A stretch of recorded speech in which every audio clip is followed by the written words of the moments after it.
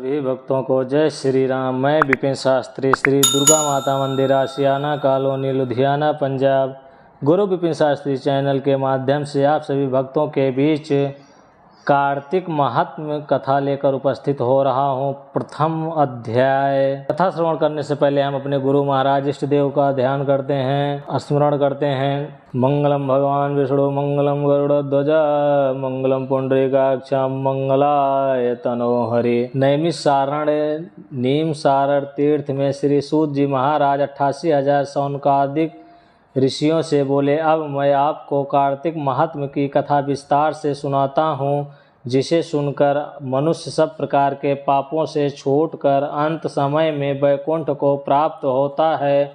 सूत जी कहने लगे, श्री कृष्ण जी से आज्ञा लेकर देवर्षि नारद चले गए। तब सत्यभामा प्रसन्न होकर लक्ष्मीपति भगवान से कहने लगी, हे नाथ, मैं धन्य हुई, मेरा जीवन सफल हुआ। मेरे जन्मदाता भी धन्य हैं, जिन्होंने मुझ जैसी त्रैलोक्य सुंदरी को जन्म दिया, जो आपकी 16 सहस्त्र स्त्रियों के मध्य में आपकी परम प्यारी हुई। मैंने वह कल्प वृक्ष आदि पुरुष आपके साथ नारद जी को विधि पूर्वक दान में दे दिया, परंतु वही कल्प वृक्ष मेरे घर लहराया करता है, जिस बात को मृत्युलोक में कोई भी स्त्री नहीं जानती। हे त्रिलोकीनाथ, हे मधुसूदन, मैं आपसे कुछ पूछना चाहती हूँ, जो आप मुझे प्रिय कहने की इच्छा रखते हैं तो आप मुझे विस्तार पूर्वक कार्तिक महात्म्य की कथा सुनाओ, जिसे सुनकर मैं अपना हित करूं तथा जिसके करने से कल्प पर्यंत भी आप मुझसे विमुख ना हो जाएं। सूत जी बोले, सत्यभामा के ऐसे वचनों के सुनकर हंसते हुए श्री कृष्ण जी सत्यभामा का हाथ पकड़कर तथा अपने सेवकों को वहीं रोककर विलास युक्त अपनी प्यारी को कल्प वृक्ष के नीचे ले गए और हंसकर कहने लगे कि हे प्रिय, 16,000 रानियों में से मुझे तुम प्राणों के समान प्यारी हो। तुम्हारे लिए मैंने इंद्र से तथा देवताओं से विरोध किया है। हे कांते, जो बात तुमने पूछी है उसे महा अद्भुत बातों को सुनो।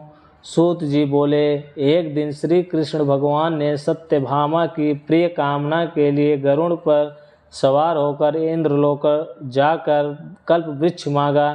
तब इंद्र के मना कर देने पर गरुड़ का इंद्र से घोर युद्ध हुआ और गौलोक में गरुड़ जी ने गौओं से युद्ध किया।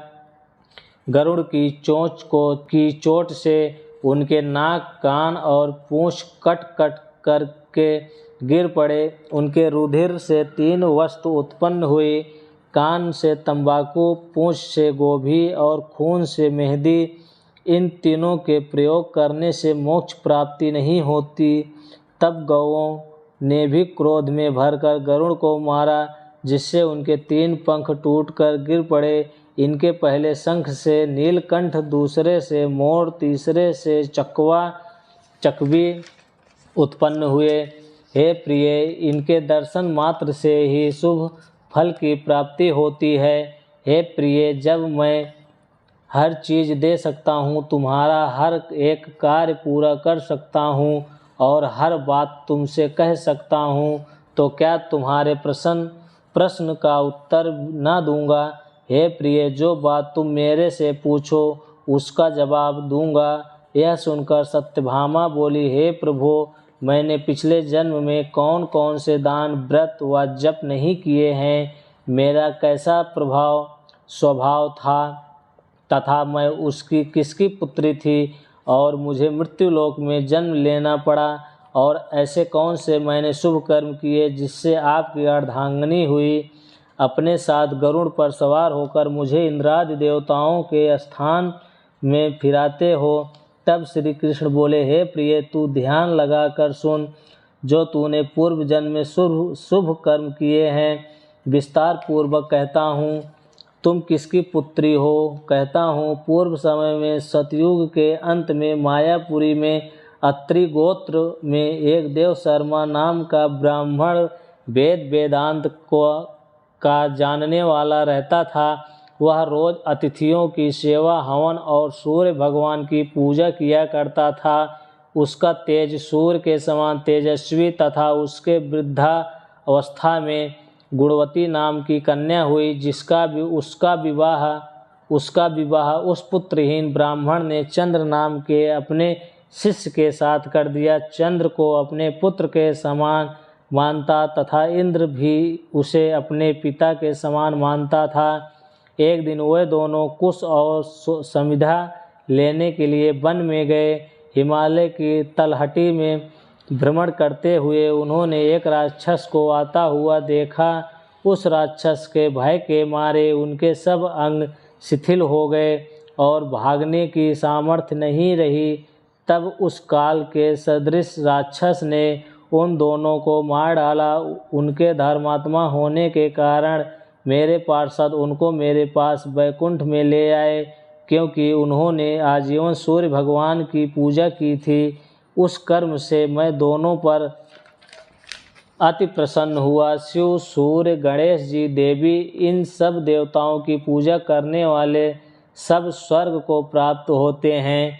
मैं एक होता हुआ भी काल और कर्मों के भेद से 5 प्रकार का होता हूँ।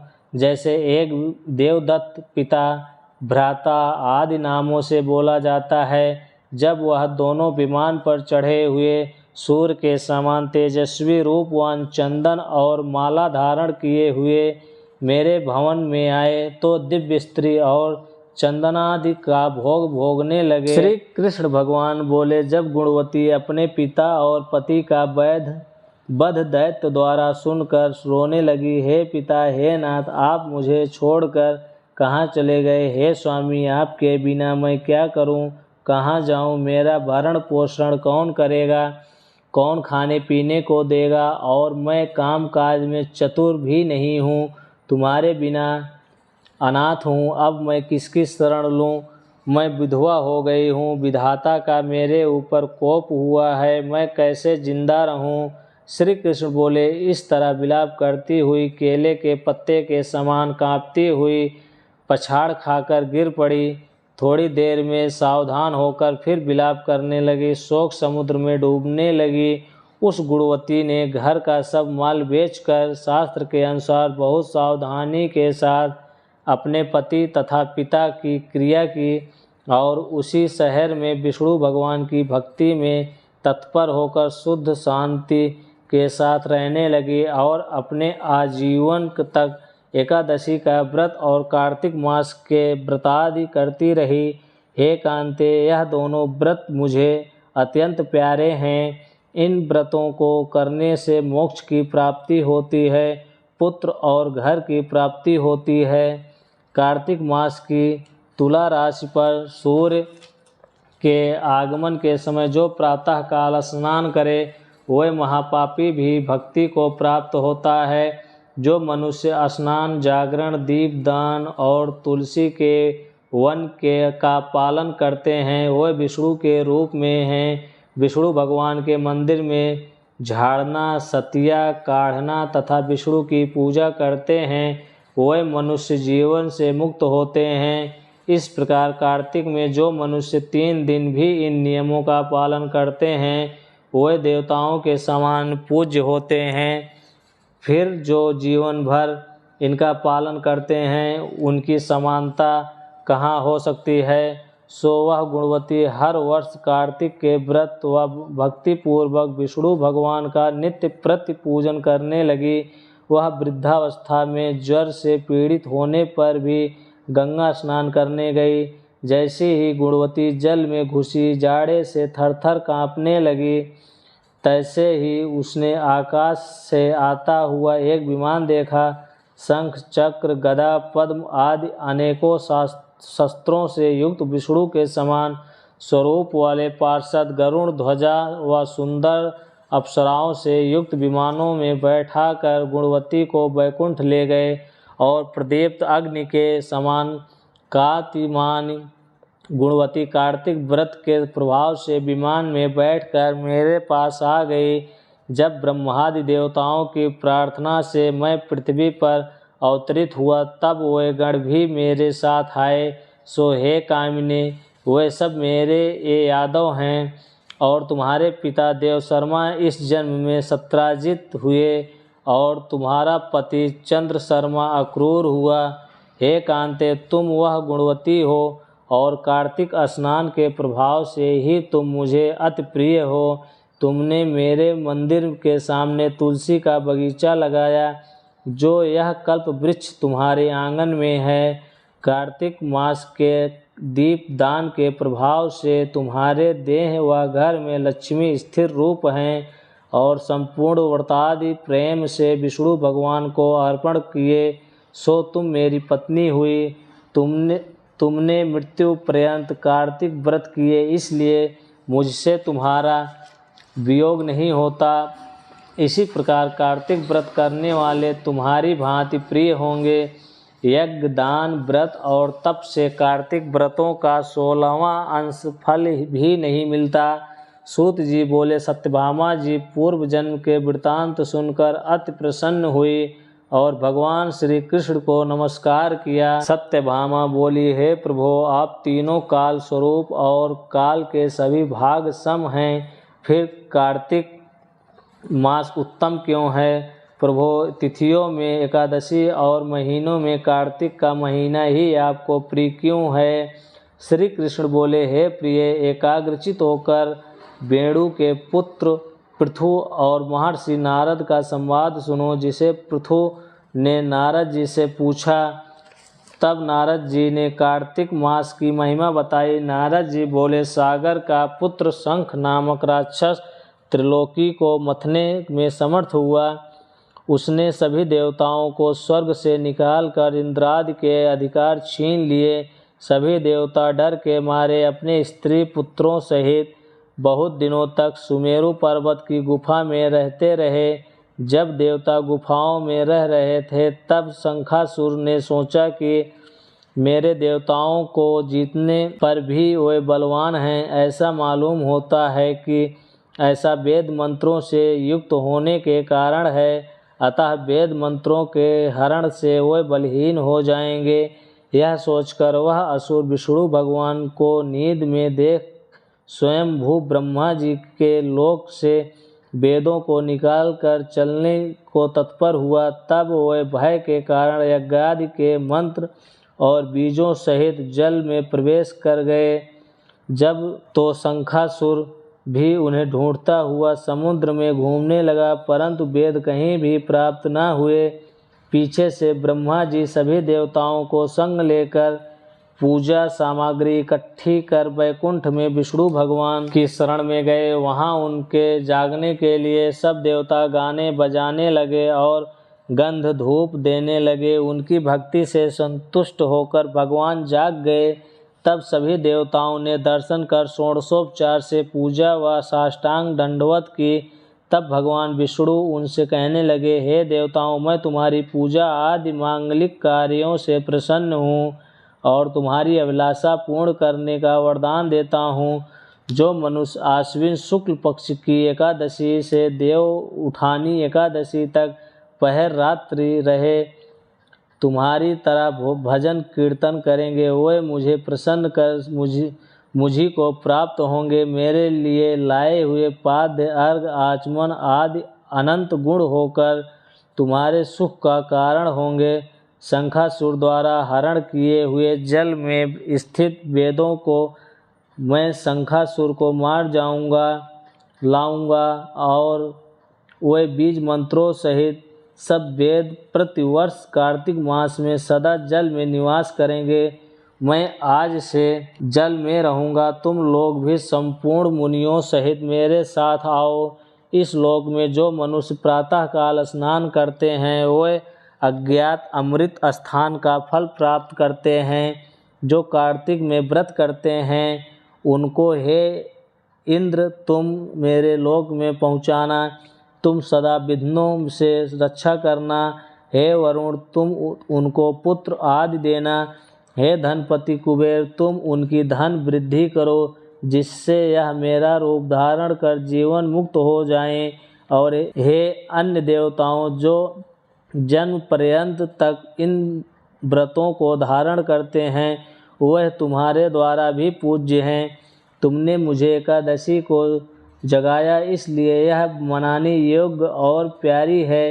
हे देवताओं, भली प्रकार किए गए ये दोनों व्रत मनुष्यों को मेरे पास पहुंचा देते हैं। नारद जी बोले, ऐसा कहकर विष्णु भगवान मछली का रूप धारण कर विंध्याचलवासी कश्यप की अंजलि में प्रकट हुए। उस पर दया करके मुनि ने उसे कमंडल में डाल दिया। जब उसमें न समाई तब कुआं में डाली, कुआं में से तालाब में, फिर उसको समुद्र में डाला गया। वह वहाँ बढ़ने लगी। तब मछली रूपी भगवान ने शंखासुर को मारते हुए हाथों में दबाकर बद्री वन को गए। वहाँ सब ऋषियों को बुलाकर भगवान ने आज्ञा दी कि जल निमग्न वेदों को ढूंढो और शीघ्र ही उन्हें रहस्य सहित निकाल कर ले जाओ। तब तक मैं देवताओं सहित प्रयाग में निवास करूँगा। नारद जी बोले, तब तपोबली उन मुनियों ने मिलकर बीज और यज्ञ मंत्रों सहित वेदों का उद्धार किया। उनमें से जिस ऋषि ने जितना भाग निकाला वह उसी के नाम से प्रसिद्ध हुआ। फिर मुनि मिलकर प्रयागराज गए और प्राप्त किए वेदों को ब्रह्मा व विष्णु भगवान के अर्पण किए। संपूर्ण वेद पाकर ब्रह्मा जी प्रसन्न हुए और देव व ऋषियों सहित अश्वमेघ यज्ञ करने लगे। यज्ञ के अंत में देवता, गंधर्व, किन्नर, सर्प आदि भूमि पर दंडवत प्रार्थना करने लगे। हे देवाधिदेव, हमारी प्रार्थना सुनो। इस आनंददायक समय में यह वर दो कि इस स्थान पर ब्रह्मा जी ने आपकी कृपा से नष्ट हुए वेदों को प्राप्त किया और हमने यज्ञ का भाग प्राप्त किया। अतः यह आपके प्रसाद से पृथ्वी में सबसे श्रेष्ठ और पुण्य बढ़ाने वाला, भक्ति और मुक्ति को देने वाला हो। यह महाफलदायक, ब्रह्महत्या आदि दोषों को दूर कर अक्षय फल देने वाला हो। आप यही वरदान दो। श्री विष्णु भगवान बोले, हे देवताओं, मुझे भी यही अभीष्ट है। सो ऐसा ही होगा। यह स्थान ब्रह्म क्षेत्र नाम से जाना जाएगा। सूर्यवंशी राजा भागीरथ यहाँ गंगा जी लावेंगे और इसी स्थान पर सूर्य की पुत्री यमुना जी का गंगा जी से संगम होगा। ब्रह्मा आदि सभी देवता मेरे साथ यहाँ निवास करेंगे। यह तीर्थराज के नाम से प्रसिद्ध होगा। यहाँ किया हुआ दान, जप, तप, व्रत, पूजा आदि अनंत फलदायक और मेरे पास पहुँचाने वाले होंगे। अन्य जन्मों के ब्रह्महत्यादिक पाप भी इस तीर्थ के दर्शन मात्र से नष्ट होंगे। जो मनुष्य मेरे समीप शरीर त्याग करेंगे वे मेरे में प्रवेश कर पुनः जन्म धारण न करेंगे। जो अपने पितृश्वरों के निमित्त यहाँ श्राद्ध करें, उनके पितृगण मेरे स्वरूप को धारण करें। हे मुनिवरों, मैं सर्वज्ञ रूप से बद्री वन में हमेशा निवास करता हूँ।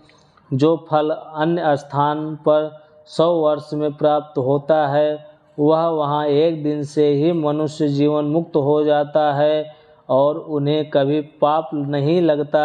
सूत जी बोले, ऐसा कहकर विष्णु भगवान ब्रह्मा जी सहित अंतर्ध्यान हो गए और देवता भी अंश रूप में रहकर अंतर्ध्यान हो गए।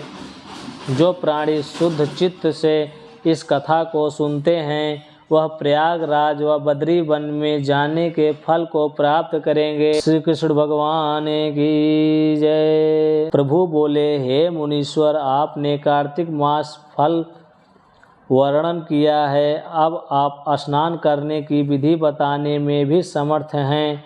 नारद जी बोले, हे राजन, तुम विष्णु के अंश से उत्पन्न हुए हो, इसलिए तुमसे कोई बात छिपी नहीं है। फिर भी मैं आपको बताता हूँ। आश्विन मास में शुक्ल पक्ष की एकादशी से सावधान होकर कार्तिक के व्रतों को प्रारंभ करें। पहर रात्रि को उठकर जल का पात्र लें, ग्राम से बाहर उत्तर दिशा को जावें। दिन में संध्या समय जनेऊ कान पर चढ़ाकर उत्तर दिशा को मुँह करके भूमि पर तृण बिछावें और सिर को कपड़े से ढक लें। मुंह बंद करके थूकना व श्वास लेना रोककर मल मूत्र त्याग करें। रात्रि में दक्षिण को मुख करें। शिश्नेंद्रिय को हाथ में पकड़कर मिट्टी लगाकर धोएं तथा दुर्गंध व आलेप दूर करने वाले शौच करें। शिशन में 1 बार, गुदा में 7 बार, बाएं हाथ में 10 बार तथा दोनों हाथों में 7 बार मिट्टी लगाकर धोएं। इसी प्रकार गृहस्थी करें। ब्रह्मचारी को दुगुना, वानप्रस्थी को तिगुना व सन्यासी 4गुना शौच करें। जो शौच दिन के लिए कहा गया है उससे आधा रोगी और इससे भी आधा मार्ग चलने वाला करे, नहीं तो संपूर्ण क्रिया निष्फल हो जाती है। मुख की शुद्धि न करने से मंत्र फलदायक नहीं होते, इसलिए दातून करनी चाहिए। दातून लाते समय वृक्ष से प्रार्थना करें, हे वनस्पति तू हमें तेज, बुद्धि, बल, मंत्र पाठन, यज्ञ तथा संतान प्रदान करें। प्रार्थना करके दातून करें। प्रतिपदा, अमावस्या, नवमी, छठ, रविवार, सूर्य ग्रहण, श्राद्ध तथा तिथि और व्रत के दिन दातून नहीं करनी चाहिए तथा कटेरी, संभालू, कपास, पीपल, वट, अरंड और दुर्गंध युक्त दातून न करें। इस प्रकार स्नान आदि करने के बाद पुष्प, गंध, तांबूल आदि लेकर विष्णु और शिव के मंदिर में जाएं। वहां जाकर स्तुति करके नमस्कार करें। फिर गा बजाकर भगवत स्वरूप का मन से ध्यान करें। न मैं वैकुंठ में रहता हूँ और न योगियों के मन में, मेरा निवास तो भक्तों के गान में है। जिस देवताओं के लिए जो उत्तम विधि कही है उससे उनकी पूजा करके भगवान से क्षमा प्रार्थना करें कि मैं मंत्र, क्रिया और भक्ति से हीन हूँ, मेरा पूजन परिपूर्ण होवे। इस प्रकार जो मनुष्य कार्तिक मास में व्रत करके पूजन कीर्तन करते हैं वे अपने पूर्व पुरुषों सहित निष्पाप होकर वैकुंठ चले जाते हैं। पूर्वक कार्तिक व्रत करते हैं वह सांसारिक सुखों को भोग कर अंत में विष्णु लोक में जाते हैं। विष्णु भगवान की जय। नारद जी बोले, अब मैं ब्रह्म मुहूर्त स्नान करने की विधि कहता हूँ, ध्यान पूर्वक सुनिए। 2 घड़ी रात शेष पर व्रती मनुष्य को तिल, कुशा, अक्षत, फूल, धूप, दीप आदि लेकर नदी, तालाब, कुआं अथवा विशेष पुण्य के लिए किसी तीर्थ के पास जाएं। विष्णु का ध्यान करके स्नान का संकल्प करें। फिर तीर्थ तथा देवता आदि को क्रम से अर्घ्य देवें।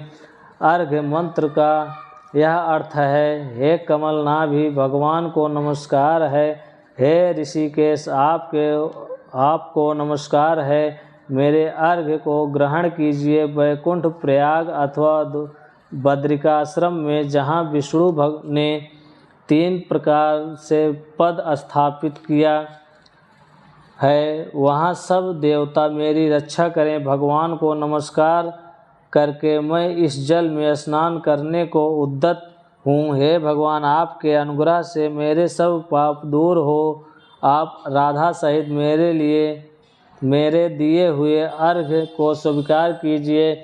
इस प्रकार पूजा करके नाभि तक जल में घुसकर विधि पूर्वक स्नान करें। गृहस्थ तिल व आंवले का चूर्ण मलें और विधवा स्त्री तथा सन्यासी तुलसी की जड़ की मिट्टी लगाकर स्नान करें। परंतु सप्तमी, अमावस्या, द्वितीया, दशमी और 13 को तिल व आंवला नहीं लगाना चाहिए। स्नान का मंत्र है, सभी पापों का नाश करने वाले विष्णु भगवान मुझे पवित्र करें। बीज, रहस्य, यज्ञ सहित सब वेद मंत्र, कश्यप मुनि और देवता मुझे पवित्र करें। इस प्रकार मंत्रों द्वारा स्नान करके पवित्री हाथ में लेकर देव, ऋषि, मनुष्य और पितरों का यथा विधि तर्पण करें। फिर जल से निकल कर पवित्र वस्त्र धारण करें। प्रातःकालीन कर्मों को समाप्त करें। भगवान की पूजा आदि करके एकाग्र चित्त से हर प्रिया तुलसी जी की पूजा करें। परिक्रमा देकर प्रणाम करें, फिर स्थिर चित्त से हरि कथा सुने। ऐसे जो कोई भक्ति पूर्वक कार्तिक व्रत करते हैं वह सांसारिक सुखों को भोग कर अंत में विष्णु लोक को जाता है। विष्णु भगवान की जय।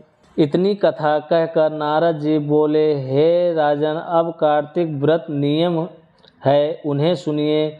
सब प्रकार के विषय भोग की जो मांस, शहद, राई तथा नशा करने वाली वस्तुओं को त्याग देना चाहिए और पराया अन्य द्रोह विदेश में रहना छोड़ देना चाहिए। देवता, वेद, ब्राह्मण, गुरु, गौ, व्रती, स्त्री, राजा और बड़ों की निंदा न करें। दाल, तिल, तेल व बाजार से खरीदा पकवान, भाव व शब्द से दूषित वस्तुओं को त्याग दें। मांस, चूना, जंभीरी, मसूर, वासी अन्न भी छोड़ दें। बकरी, भैंस व गौ के दूध के अलावा अन्न, दूध तथा ब्राह्मणों का कुआं, पृथ्वी से पैदा हुआ नमक छोड़ देना चाहिए। तांबे के पात्र में रखा हुआ दूध, पोखरे का जल और अपने आप पकाया हुआ अन्न मांस की तरह है। कार्तिक व्रती को ब्रह्मचर्य से रहना चाहिए, पृथ्वी पर शयन करना चाहिए, पत्तों पर खाना चाहिए और चौथे पहर भोजन करना चाहिए। सिर्फ नरक चौदस के दिन ही तेल की मालिश करनी चाहिए। प्याज, घिया, बैगन, कुम्हड़ा, कटेरी, तरबूज और कैथ ये फल कार्तिक में त्याग दें। एक से अधिक बार पकाया अन्न भी नहीं खाना चाहिए। इस प्रकार उत्तम रीति से कार्तिक का व्रत करने वाला अनंत पुण्यों का भागी होता है। यहाँ उत्तम पुत्र, नाती, धन धान्य को प्राप्त करके अंत में वैकुंठ को जाता है। यमदूत उनका नाम सुनकर कांप जाते हैं। कार्तिक में व्रत करने वाले को 100 यज्ञों के समान श्रेष्ठ फल मिलता है। इस व्रत को करने वाले को अन्य तीर्थों की आवश्यकता भी नहीं है। विष्णु भगवान की जय। देवर्षि नारद जी बोले, हे महाराज, अब मैं कार्तिक व्रतों की उद्यापन विधि संक्षेप में कहता हूँ।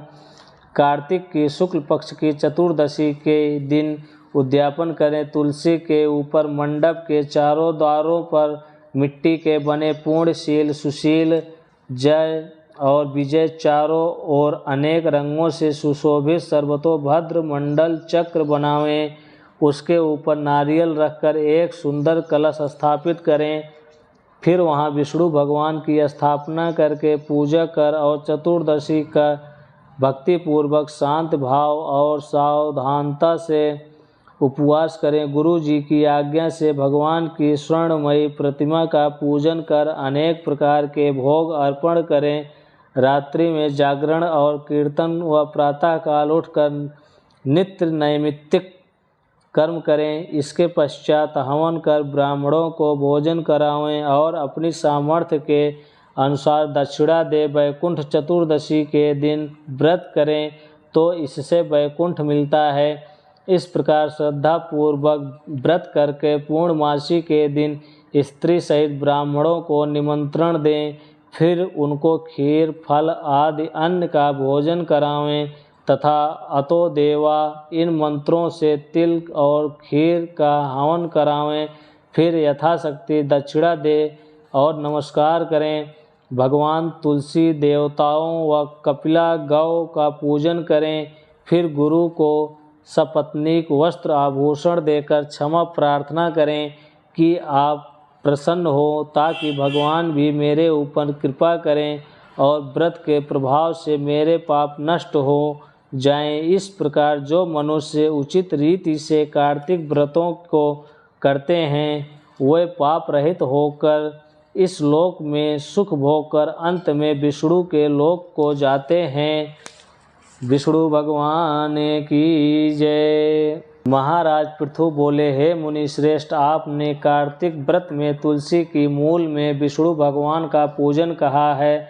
सो हे भगवान, मैं तुलसी के महात्म्य को पूछना चाहता हूँ। यह कहाँ और किस प्रकार पैदा हुई, वह सब कथा बताने की कृपा करें।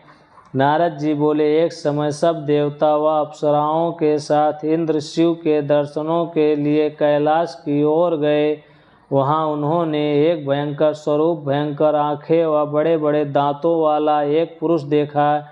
इंद्र ने उससे पूछा कि तू कौन है और परम पिता शिव जी कहाँ गए हैं। बार बार पूछने पर भी जब उसने कोई उत्तर न दिया तो इंद्र ने क्रोधित होकर बड़ी शक्ति के साथ वज्र मारा। इसके प्रहार से उनके कंठ में नीलता हो गई और वह वज्र जलकर भस्म हो गया। तब भगवान रुद्र अपने तेज से इंद्र को जलाने लगे। यह दशा देखकर बृहस्पति इंद्र को दंड दे के समान पृथ्वी पर गिराकर हाथ जोड़कर स्तुति करने लगे। हे देवादिदेव कृपालु शंभु, हे त्रिपुरारी, आपको प्रणाम है। उनकी प्रार्थना से प्रसन्न हुए। तब बृहस्पति ने कहा, हे भगवान इंद्र, आपकी शरणागत है, उसकी रक्षा करो और अपने नेत्र से प्रकट ज्वाला को शांत करो। जब बृहस्पति ने इस प्रकार प्रार्थना की तो रुद्र प्रसन्न होते हुए बोले कि तुमने इंद्र की रक्षा के लिए तुम जीव कहलाओगे। मेरे मस्तक से उत्पन्न अग्नि अब फिर कैसे प्रवेश कर सकती है? मैं इसे समुद्र में फेंक दूंगा ताकि इंद्र को कष्ट ना दे। ऐसा कहकर शिव जी ने उस अग्नि को हाथ में लेकर समुद्र में फेंक दिया। यह अग्नि गंगा सागर के संगम पर गिरी। वहाँ एक बालक रूप धारण कर रोने लगी। उसके शब्द से स्वर्ग से सत्यलोक बहरे हो गए, पृथ्वी कांपने लगी। तब ब्रह्मा जी वहाँ पहुँचे और पूछा, यह अद्भुत बालक किसका है? ब्रह्मा जी की बात सुनकर समुद्र ने प्रणाम करके कहा कि हे प्रभु, गंगा सागर के संगम से यह पुत्र उत्पन्न हुआ है। फिर उसे ब्रह्मा जी की गोद में देते हुए कहा कि हे जग के स्वामी, इसका जात का आदि संस्कार करिए। इसी बीच उस बालक ने ब्रह्मा जी की दाढ़ी पकड़ ली और उसे हिलाने लगा। इससे उनके आंसू गिरने लगे। बड़ी कठिनता से वह अपनी दाढ़ी छुड़ा कर बोले कि समुद्र, इसने हमारे नेत्रों से जल निकाला है, इससे इसका नाम जलंधर होगा।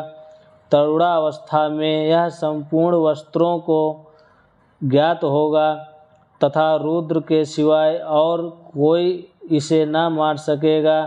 ऐसा कहकर शुक्राचार्य को बुलाकर उसे राजगद्दी पर बैठा दिया और ब्रह्मा जी वहाँ से अंतर्ध्यान हो गए। सागर ने अपने पुत्र जलंधर का विवाह कालनेमी की पुत्री वृंदा से कर दिया। इस प्रकार जलंधर वृंदा के साथ आचार्य शुक्राचार्य जी की सहायता से पृथ्वी पर राज्य करने लगा। विष्णु भगवान की जय। नारद जी बोले, जो राक्षस पहले देवताओं के डर से पाताल में चले गए थे, वे भी जलंधर के आश्रम में आकर पृथ्वी पर रहने लगे। एक दिन जलंधर ने राहु का कटा हुआ शीश देखकर उसका कारण पूछा। तब शुक्राचार्य ने सब कथा कही कि किस कारण समुद्र मंथन करके 14 रत्न देवताओं ने हरण किए और दैत्यों की हार का वर्णन किया। अपने पिता समुद्र का मंथन सुनकर वह बहुत क्रोधित हुआ और घस्मर नाम का दूत स्वर्ग भेजा। उस घस्मर नाम के दूत ने इंद्र की सभा में जाकर कहा, मैं संपूर्ण दैत्यों के स्वामी जलंधर का दूत हूँ। उन्होंने कहा है कि तुमने उनके पिता समुद्र का मंथन करके जो रत्न प्राप्त किए हैं उन्हें शीघ्र वापस कर दो। इतना सुनकर क्रोधित होकर इंद्र बोले, हे दूत सागर ने मेरे शत्रु पर्वत को तथा बहुत से दैत्यों को अपने अंदर छुपा लिया था। सागर के पुत्र शंखासुर ने भी वही शरण ली थी। इसी कारण हमने समुद्र मंथन किया है। जब दूत ने यह सब समाचार जलंधर को सुनाया तब क्रोध से कांपता हुआ और देवताओं को जीतने का विचार किया। अतः करोड़ों शुंभ निशुंभ आदि सभी दैत्यराज सेना लेकर आ गए और उन्होंने स्वर्ग में नंदन वन पर अधिकार कर लिया। तब देवता भी अस्त्र शस्त्रों से सुसज्जित होकर अमरावती से बाहर निकले और देवता और असुरों का युद्ध प्रारंभ हुआ। दोनों ओर के योद्धाओं के मरने से रुधिर की धारा बहने लगी तथा रणभूमि लाल हो गई। युद्ध में मरे दानवों को मृत संजीवनी विद्या के प्रभाव से शुक्राचार्य ने जीवित कर लिया। तब द्रोणाचार्य पर्वत की दिव्य औषधियों द्वारा बृहस्पति ने देवताओं को पुनः जीवित देख जलंधर ने शुक्राचार्य से पूछा कि हमारे द्वारा मारे हुए देवता फिर जीवित किस प्रकार हो गए? आपकी यह मृत संजीवनी विद्या तो अन्यत्र सुनी ही नहीं गई। तब शुक्राचार्य बोले कि बृहस्पति ने द्रोणाचल से दिव्य औषधियाँ मंगाकर देवताओं को पुनः जीवित किया है, इसलिए तुम लोग शीघ्र ही द्रोणाचल को हर लाओ। नारद जी बोले, दैत्यराज यह बात सुनकर द्रोणागिरि को उठाकर समुद्र में फेंक आया और फिर युद्ध में आ गया। संग्राम में मरे देवताओं को देखकर बृहस्पति जी फिर द्रोणाचल के पास गए, परंतु उन्होंने देखा कि द्रोणाचल को दैत्य हर ले गए हैं। यह जानकर बृहस्पति भय से व्याकुल हो गए और बोले, भागो भागो, यह महादैत्य जीता नहीं जा सकता, क्योंकि यह रुद्र के अंश से उत्पन्न हुआ है। इंद्र के उपद्रव करने से ही यह बना है। बृहस्पति की यह बात सुनकर देवता भय से विचलित होकर दसों दिशाओं में भाग गए। सागर पुत्र जलंधर ने देवताओं को भागता देखकर शंख ध्वनि के साथ अमरावती पुरी में प्रवेश किया। उसके वहां जाने से इंद्रादि देवता पीड़ित होकर सुमेरु पर्वत की गुफाओं में चले गए। इस प्रकार देवताओं को जीत वहां राज्य करने लगा। उसने शुंभ निशुंभ असुरों को पृथक पृथक स्थान पर नियत कर दिया और स्वयं सुमेरु पर्वत की ओर चला। विष्णु भगवान की जय। नारद जी बोले, इंद्रादि देवता दैत्यों को वहां आता देख भय से कांपने लगे और विष्णु भगवान की स्तुति करने लगे। हे मत्स्य कच्छ आदि रूप धारण कर भक्तों के दुख दूर करने वाला, ब्रह्मा विष्णु शिवादि रूप में संसार का पालन व संहार करता, शंख चक्र गदा पद्म और खड़ग धारण करने वाले, आपको प्रणाम है। हे असुर संहारक गरुण वाहन पीताम्बर धारण करने वाले, शरणागत भयहारी, आपको नमस्कार है। दैत्यों से दुखी मनुष्यों के दुख दूर करने वाले, शेषनाग की शैया पर शयन करने वाले, सूर्य चंद्र रूपी नेत्रधारी, आपको बार बार नमस्कार है। नारद जी बोले, इस संकटनाशन स्तोत्र का पाठ करने से कभी दुख नहीं भोगेगा। भगवान विष्णु देवताओं को कष्ट में जान क्रोधित हो गरुड़ पर सवार हो लक्ष्मी जी से बोले, तुम्हारे भाई जलंधर ने देवताओं को बहुत दुखी कर रखा है, अतः मैं उससे युद्ध करने जा रहा हूँ। लक्ष्मी जी बोली, हे भगवान, मैं सदा भक्ति पूर्वक आपकी सेवा करती हूँ, सो हे कृपा निधान, आप मेरे भाई को संग्राम में किस प्रकार मारेंगे? श्री भगवान बोले, श्री शिव जी के अंश से पैदा होने वाला ब्रह्मा के वरदान व तेरी प्रीति में पला जलंधर मारने योग्य नहीं है। नारद जी बोले, यह कहकर भगवान विष्णु शंख चक्र गदा पद्म धारण कर जहाँ देवता स्तुति कर रहे थे वहाँ गए। इसके बाद अरुण के छोटे भाई गरुड़ के पंख से उड़ी हवा और बबूला से उड़ाए गए दैत्य आकाश में मेघों की भांति भ्रमण करने लगे। तब जलंधर ने दैत्यों का दुख जान स्वयं क्रोध में भरकर आकाश में विष्णु के पास गया। फिर वहां दैत्य और विष्णु भगवान का घोर युद्ध हुआ। आकाश बाणों से भर गया। विष्णु ने भगवान बाणों से दैत्य के ध्वजा छत्र और घोड़े काट दिए और एक बाण उसके हृदय में भी मारा। तब तक उस दैत्य ने गरुड़ के मस्तक पर गदा प्रहार कर उसे गिरा दिया। विष्णु ने हंसकर उसकी गदा खड़ग से काट दी। तब दैत्य ने विष्णु की छाती में घूसा मारा। फिर वे मल्ल युद्ध करने लगे। उन दोनों महाशक्तिशालियों के युद्ध से पृथ्वी शब्दायमान हुई। तब विष्णु मेघसरा गंभीर वाणी में बोले, हे दैत्यराज, मैं तेरे पराक्रम से प्रसन्न हूँ, तू वर मांग। न देने वाला वरदान भी दूंगा। जलंधर बोला, यदि आप प्रसन्न हैं तो मेरी बहन लक्ष्मी और अपने गुणों सहित मेरे घर निवास करो। भगवान ने बहुत अच्छा कहकर लक्ष्मी व देवगणों सहित जलंधर के नगर में पधारे। नारद जी बोले कि जलंधर राक्षसों को देवताओं के अधिकार में सौंप पृथ्वी पर आया। देवता गंधर्व सिद्ध को रत्नों के समान उत्तम वस्तु को अधिकार में कर त्रिलोकी का राज्य करने लगा। देवताओं को वश में कर पिता तुल्य धर्म से प्रजा पालने लगा। उसके राज्य में रोगी, दुखी, निर्बल और दरिद्री ना था। इस प्रकार के धर्म राज्य को व उसकी राज्य लक्ष्मी को छोड़ने, देखने और भगवान की सेवा करने मैं भी एक बार उसके नगर में गया। विष्णु भगवान की जय। नारद जी बोले, जलंधर नगर में पहुँचने पर भुवनपति राजा ने मेरा विधि पूर्वक पूजन किया। हंसकर कहा, हे ब्राह्मण, आप कहाँ से आए हैं? क्या कहीं कुछ नहीं देखा है? किस लिए आप आए हैं? आज्ञा कीजिए। नारद जी बोले, हे दैत्यराज, एक समय मैं कैलाश पर्वत पर गया। वहाँ शिव जी को पार्वती के साथ बैठे हुए देखा। कैलाश पर्वत 10,000 योजन चौड़ा है। इसमें कल्प वृक्ष के सघन वन हैं, सैकड़ों कामधेनु गाय हैं और चिंतामणियों का प्रकाश हो रहा है। उसे देखकर मैंने सोचा कि त्रिलोकी में इसके समान कोई रिद्धि कहीं भी नहीं है।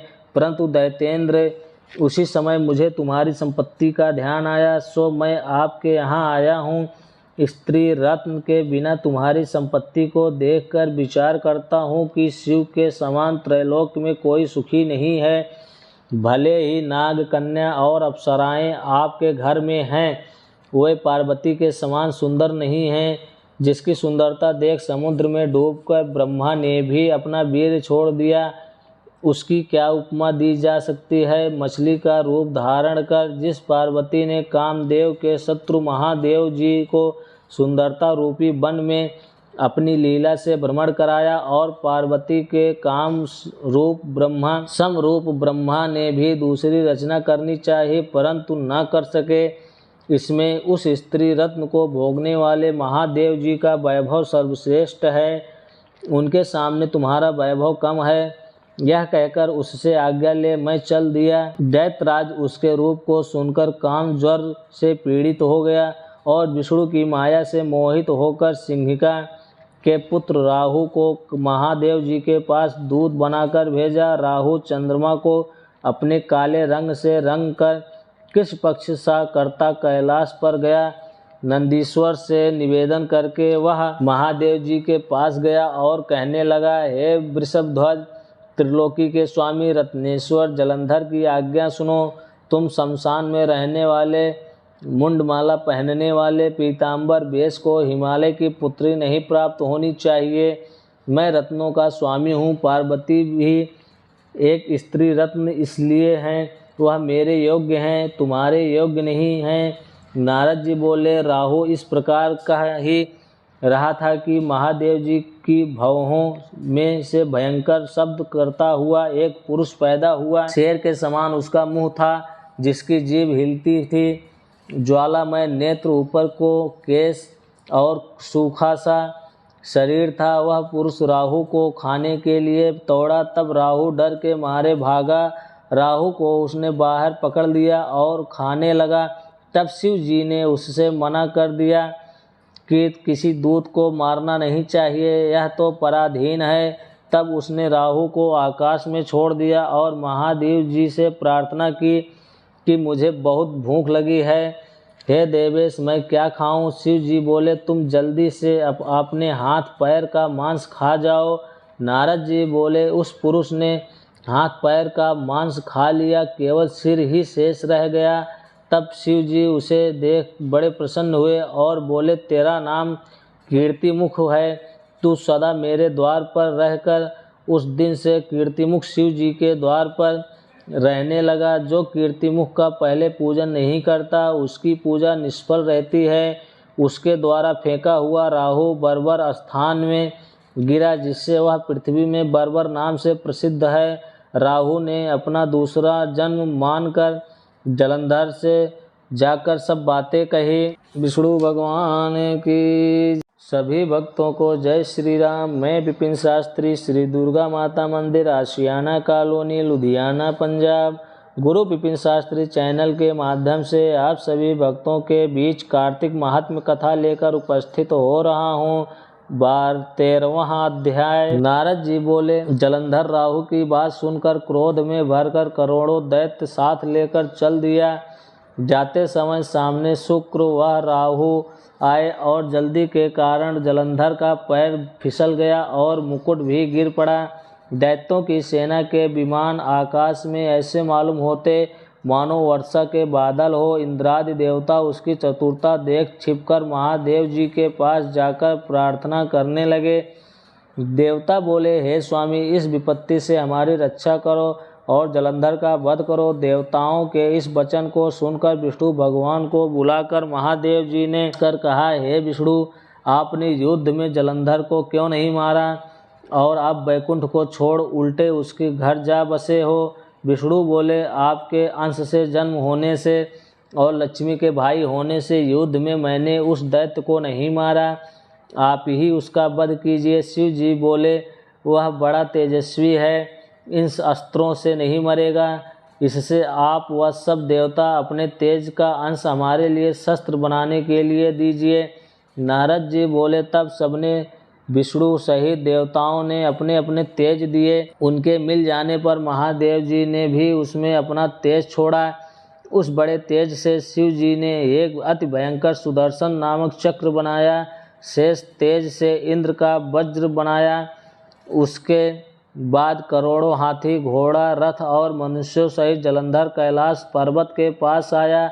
उसे देख सभी देवता जैसे छिपकर आए वैसे ही चले गए और शिव जी के गण शीघ्र ही अस्त्र शस्त्रों सहित संग्राम में उतरे। नंदी, गणेश, स्वामी कार्तिक आदि सब देवता शिव जी की आज्ञा लेकर कैलाश से बाहर युद्ध के लिए बढ़े। तब कैलाश के पास की भूमि में देव और दैत्यों का भयंकर युद्ध हुआ।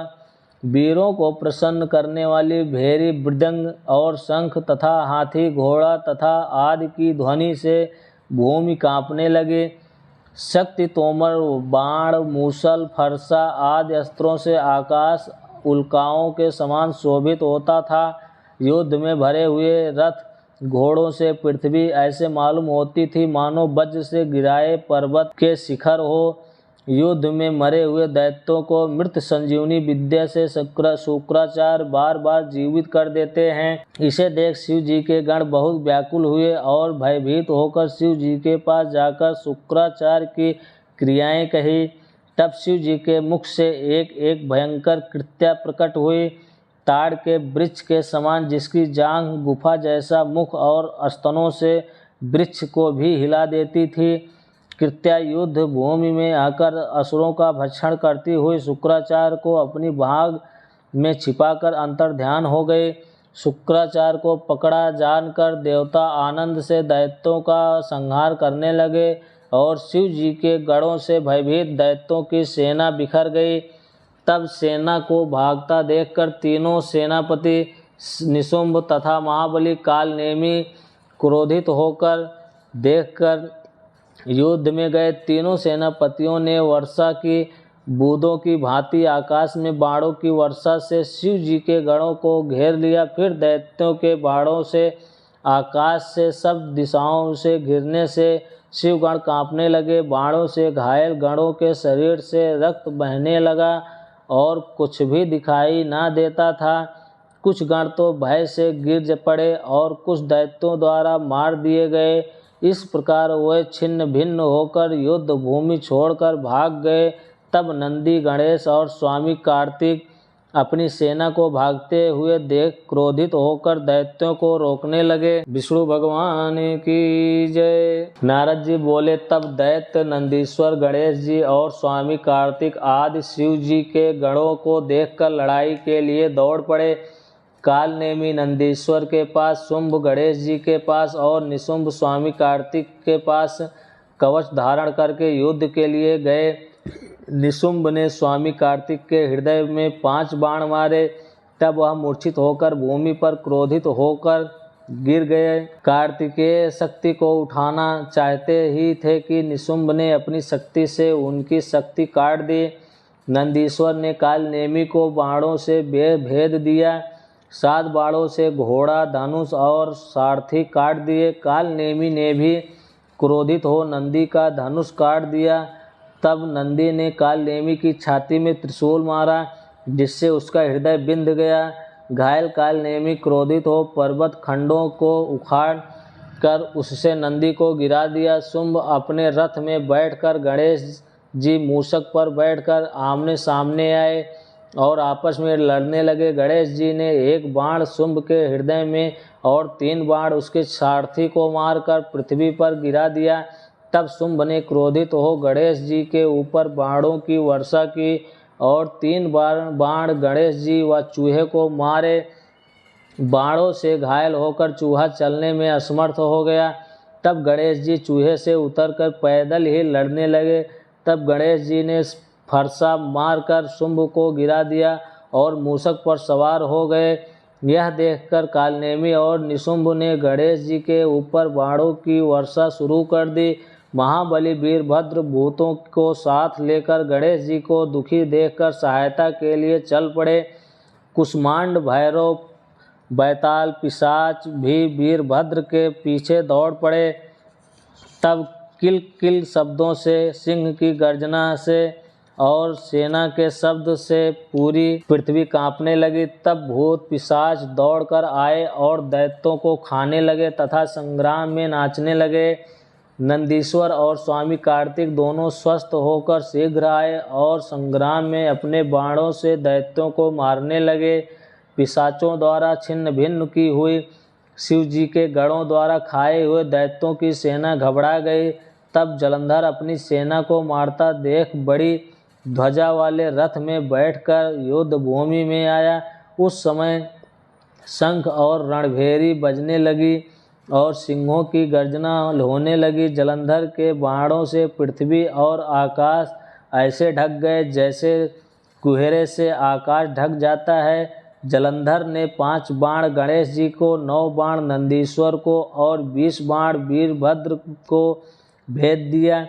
तब कार्तिकेय ने जलंधर को अपनी शक्ति से भेद दिया, जिसके प्रहार से दैत्य व्याकुल हो गए। तब दैत्यराज ने क्रोधित होकर एक गदा स्वामी कार्तिक के मारी और कार्तिकेय पृथ्वी पर गिर पड़े। इसी प्रकार शीघ्र ही गदा प्रहार से नंदी को भी पृथ्वी पर गिरा दिया। तब गणेश जी को बड़ा क्रोध आया और उन्होंने अपने फरसे से उसकी गदा काट डाली। वीरभद्र ने 3 बाण दैत्यराज के मारे और 7 बाणों से घोड़ा, ध्वजा, धनुष और छत्र काट कर गिरा दिया। तब जलंधर ने क्रोधित होकर एक दारुण शक्ति ने गणेश जी को गिरा दिया और आप दूसरे रथ से बैठ गया। इसके बाद वीरभद्र और जलंधर सूर्य के समान तेजस्वी आपस में लड़ने लगे।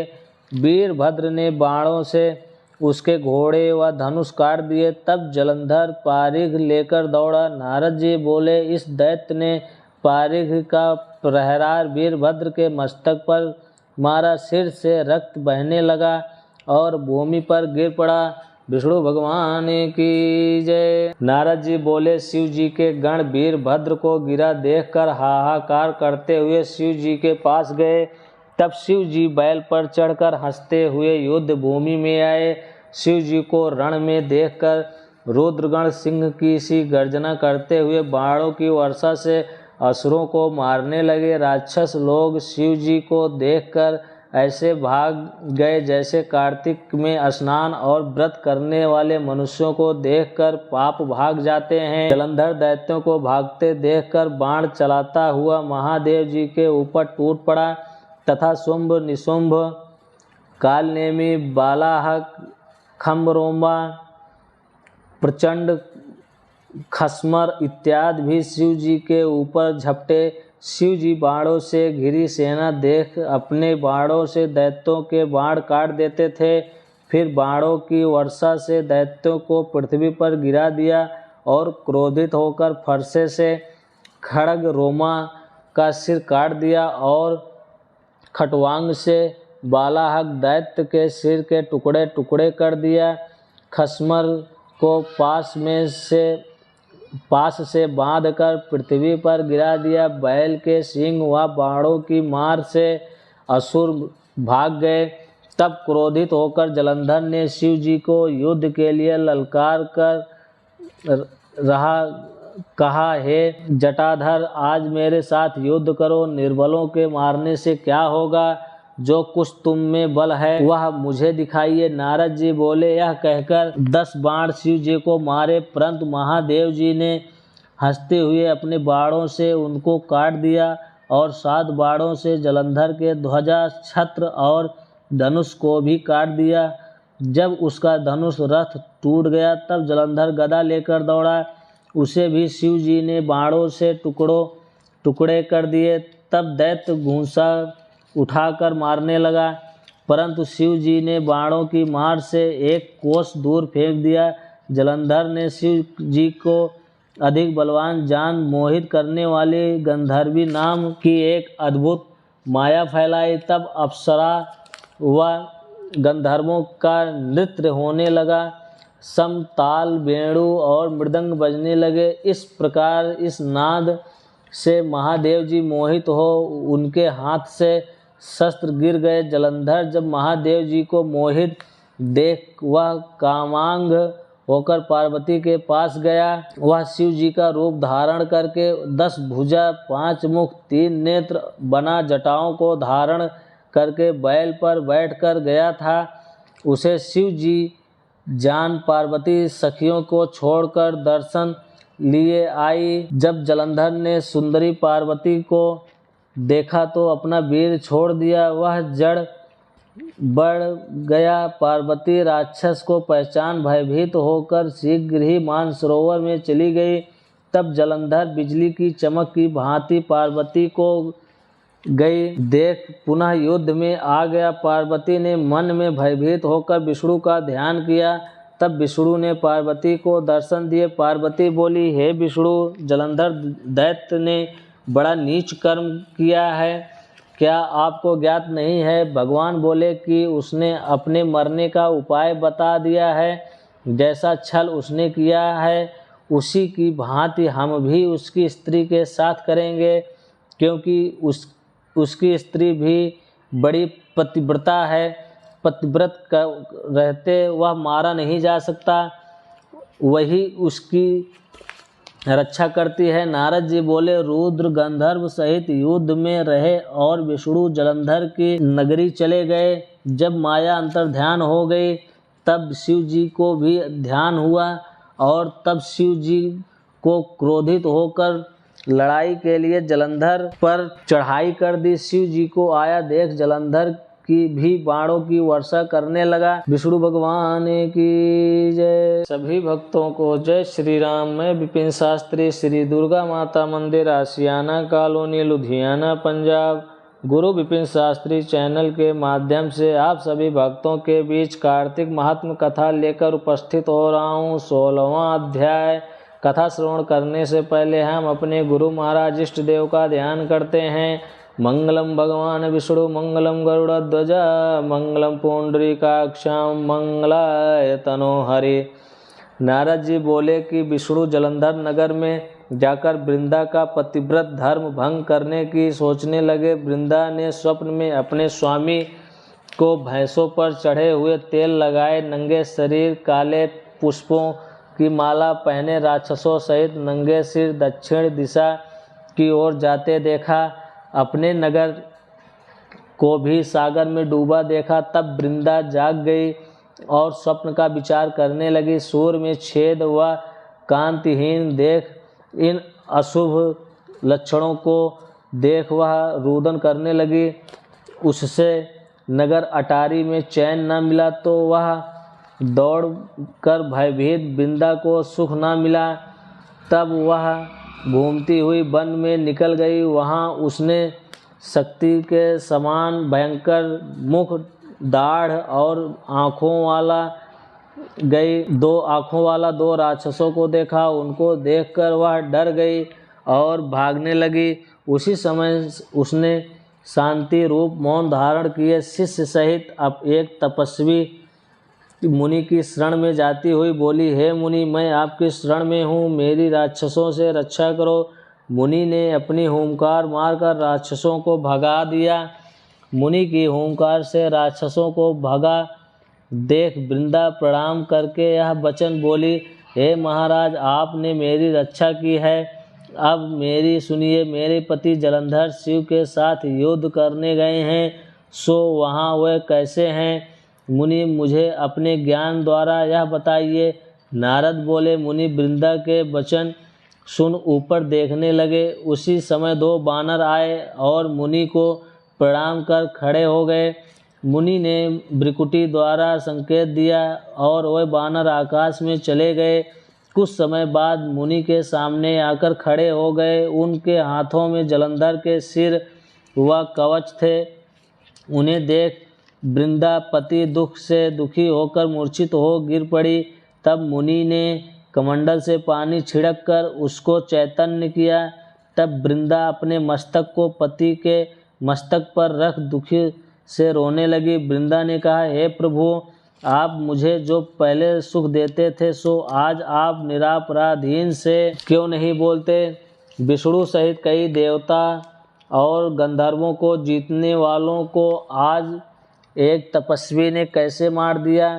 नारद जी बोले, वृंदा रोती हुई मुनि से बोली, हे मुनि, मुनियों में श्रेष्ठ आप, इन्हें जीवन दान दीजिए, इसे जीवित करने में आप समर्थ हैं। नारद जी बोले, उनकी बात सुनकर मुनि ने हंसकर कहा, यह युद्ध में शिव जी द्वारा मारा गया है, यह जीवित नहीं हो सकता, परंतु फिर भी मैं तेरे ऊपर कृपा करके इसको जीवित करता हूँ। नारद जी बोले, इस प्रकार कहकर मुनि अंतर ध्यान हो गए और जलंधर एक ओर से आता दिखाई दिया।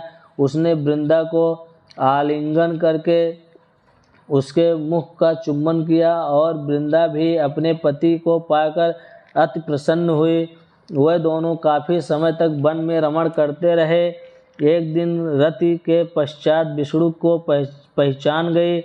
तब क्रोधित हो वृंदा विष्णु से बोली, पराई स्त्री के साथ भोग करने वाले, तुमको और तुम्हारे शील को धिक्कार है। मैंने तुम्हें जान लिया है, तुम माया तपस्वी रूप धारण करने वाले हो। तुमने माया से जो 2 राक्षस दिए थे, वे तुम्हारे ही द्वारपाल थे। वो वही बानर राक्षस बनकर तुम्हारी स्त्री को चुराएंगे और तुम स्त्री के दुख से दुखी होकर वन में बंदरों की सहायता लोगे और जो तुम्हारा शिष्य है वह मृग बनेगा। ऐसा कहकर वृंदा चिता बना अग्नि में प्रवेश कर गई। वृंदा को विष्णु ने बहुत रोका, परंतु वह नहीं मानी। इसके बाद विष्णु चिता की भस्म लगा वहीं रहने लगे। मुनियों के बहुत समझाने पर उनका मन शांत ना हुआ। विष्णु भगवान की जय। नारद जी बोले, महादेव जी को पराक्रमी देख अपनी माया से शिव जी को धोखा देने के लिए जलंधर ने पार्वती का रूप बनाकर रथ के ऊपर बांध ली और शुंभ निशुंभ आदि दैत्य उसको मारने लगे। शिव जी पार्वती को इस प्रकार रोते देख अपने बल को भूल सिर नीचा करके खड़े हो गए। तब जलंधर ने 3 बाण शिव जी के छाती, पेट व सिर में मारे। विष्णु के बताने पर शिव जी उसकी माया को जान ज्वालामय भयंकर रूप बनाकर आए। शिव जी के इस महाभयंकर रूप के सामने दैत्य न टिक सके और 10 दिशाओं में भाग गए। तब शिव जी ने शुंभ निशुंभ को श्राप दिया कि तुम मेरे युद्ध से भागे दो, इसलिए पार्वती के हाथ से मारे जाओगे।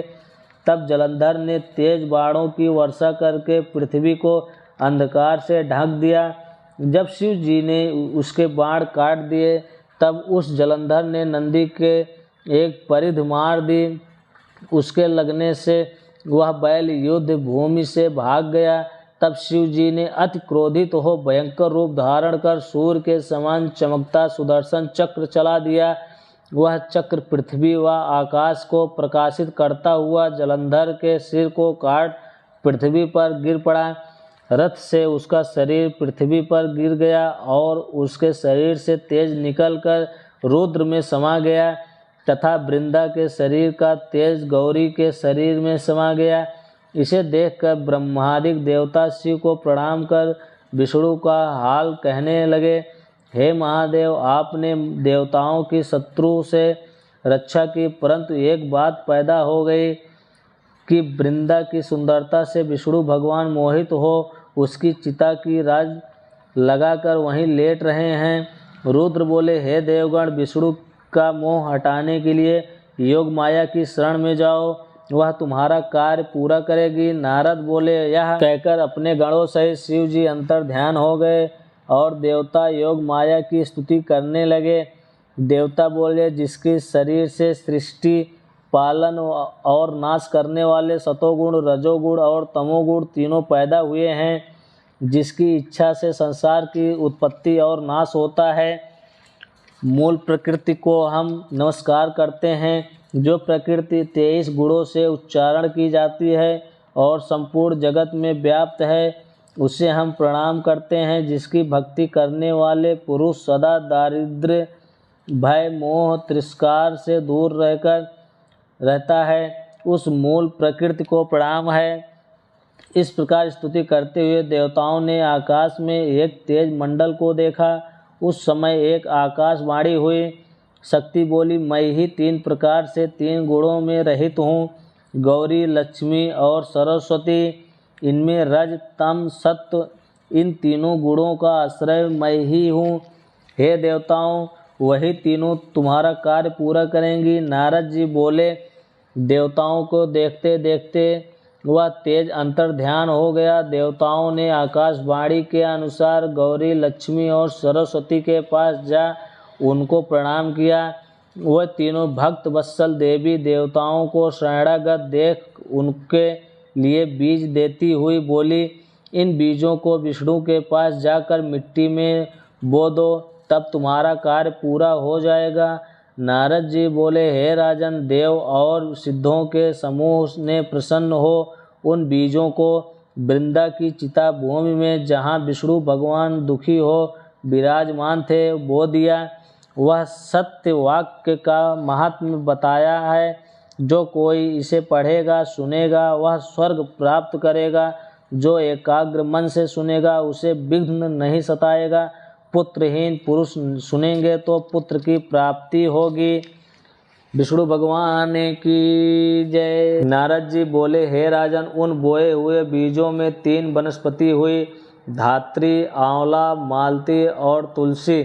सरस्वती के बीज से धात्री, लक्ष्मी के बीज से मालती और गौरी के बीज से तुलसी उत्पन्न हुई।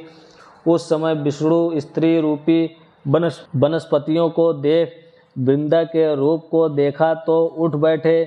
कामातुर विष्णु ने प्रेम पूर्वक उन्हें देखा, तब तुलसी और धात्री उन्हें देखने लगी। लक्ष्मी ने ईर्ष्या करके बीज दिया था, अतः उससे उत्पन्न स्त्री लक्ष्मी से ईर्ष्या करने वाली हुई। इस कारण उसका नाम अति बर्बरी रखा। यह निदंत हुई। धात्री और तुलसी विष्णु जी को प्रीति देने वाली हुई। विष्णु जी अपना दुख भूल देवताओं को साथ ले वैकुंठ भवन पधारे। इसी कारण कार्तिक के व्रत व उद्यापन में तुलसी के पास विष्णु जी का पूजन होता है। तुलसी का वृक्ष सब पापों को हरने वाला और कामों को पूर्ण करने वाला है। जहाँ तुलसी होता है वहाँ यमदूत नहीं आते, न वे लोग यमराज के दर्शन करते हैं। नर्मदा का दर्शन, गंगा स्नान और तुलसी के वृक्ष लगाने व पालने से, पानी देने, दर्शन करने व स्पर्श से मनुष्य के वाणी, मन और काम के पाप जला देते हैं। जो तुलसी के मंजरियों से विष्णु व शिव की पूजा करता है वह गर्भ में नहीं आता और मुक्ति को प्राप्त हो जाता है। पुष्कर जैसा तीर्थ, गंगा जैसी नदी, वासुदेव जैसा देवता तुलसी दल में निवास करते हैं। तुलसी के जड़ की रज लगाकर प्राणों का त्याग करने वाला पापों सहित मुक्त हो विष्णु के समीप रहता है। तुलसी की लकड़ी धारण करने से पाप स्पर्श नहीं करता। हे राजन, तुलसी की छाया में किया श्राद्ध अक्षय होता है। अतः वही पिंड देना चाहिए। और आंवले की छाया में पिंड दान से नरक में भी पितर मुक्त हो जाते हैं। आंवला फल तुलसी व द्वारिका की रज शरीर में लगाने वाला जीवन मुक्त कहा जाता है। आंवले व तुलसी दल से मिले जल के स्नान से गंगा जल के स्नान का फल मिलता है। तीर्थ मुनि देवता कार्तिक मास में तुला राशि के सूर्य में आंवले के वृक्ष में निवास करते हैं। जो मनुष्य द्वादशी को तुलसी तथा कार्तिक में आंवले के फल तोड़ता है वह नरक को प्राप्त होता है। जो व्यक्ति कार्तिक मास में आंवले की छाया में अन्न खाता है उसके वर्ष भर के पाप नष्ट हो जाते हैं। आंवले के नीचे विष्णु की पूजा करने से पूरे क्षेत्रों में विष्णु पूजा का फल मिलता है। विष्णु की महिमा की भांति तुलसी व आंवले का महात्म्य ब्रह्मा भी नहीं कह सकते हैं। आंवले व तुलसी के जन्म की कथा भक्ति से सुनने व सुनाने से मनुष्य निष्पाप हो पूर्वजों सहित विमान में बैठकर स्वर्ग को प्राप्त करते हैं। विष्णु भगवान की जय। राजा पृथु बोले, ब्राह्मण, आपने तुलसी का महात्म्य और व्रत का वर्णन किया सो मैंने सुना।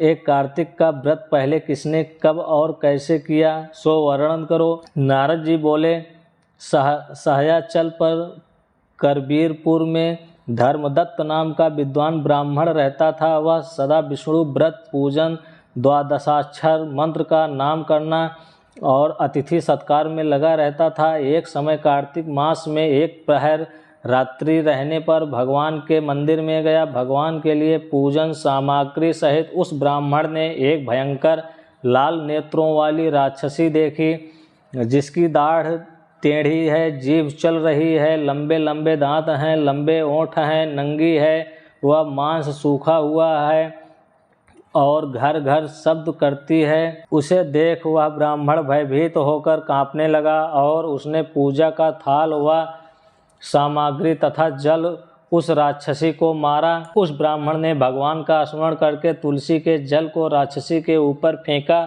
सो उसके स्पर्श मात्र से उसके पाप नष्ट हो गए और वह पूर्व जन्म के कर्मों के योग के कारण अपनी दशा को याद करके ब्राह्मण को प्रणाम करके बोली, ब्राह्मण, पूर्व कर्म के फल से इस दशा को प्राप्त हुई हूँ, इसलिए कैसे इस दशा को प्राप्त हुई हूँ, इसलिए कैसे उत्तम गति को प्राप्त करूँ, सो आप उपाय बताओ। नारद बोले, कलहा नामक राक्षसी अपने कर्म को कहती गई।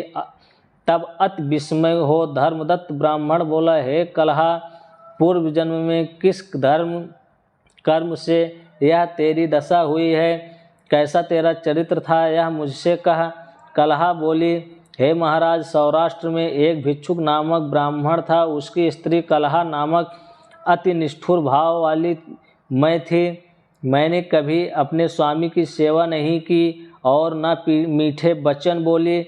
मैं उन्हें सदैव धोखा देती रही। तुझको कलेश ही प्यारा लगता था। ये बात जानकर पति ने दूसरे विवाह का विचार किया। तब मैंने जहर खा लिया।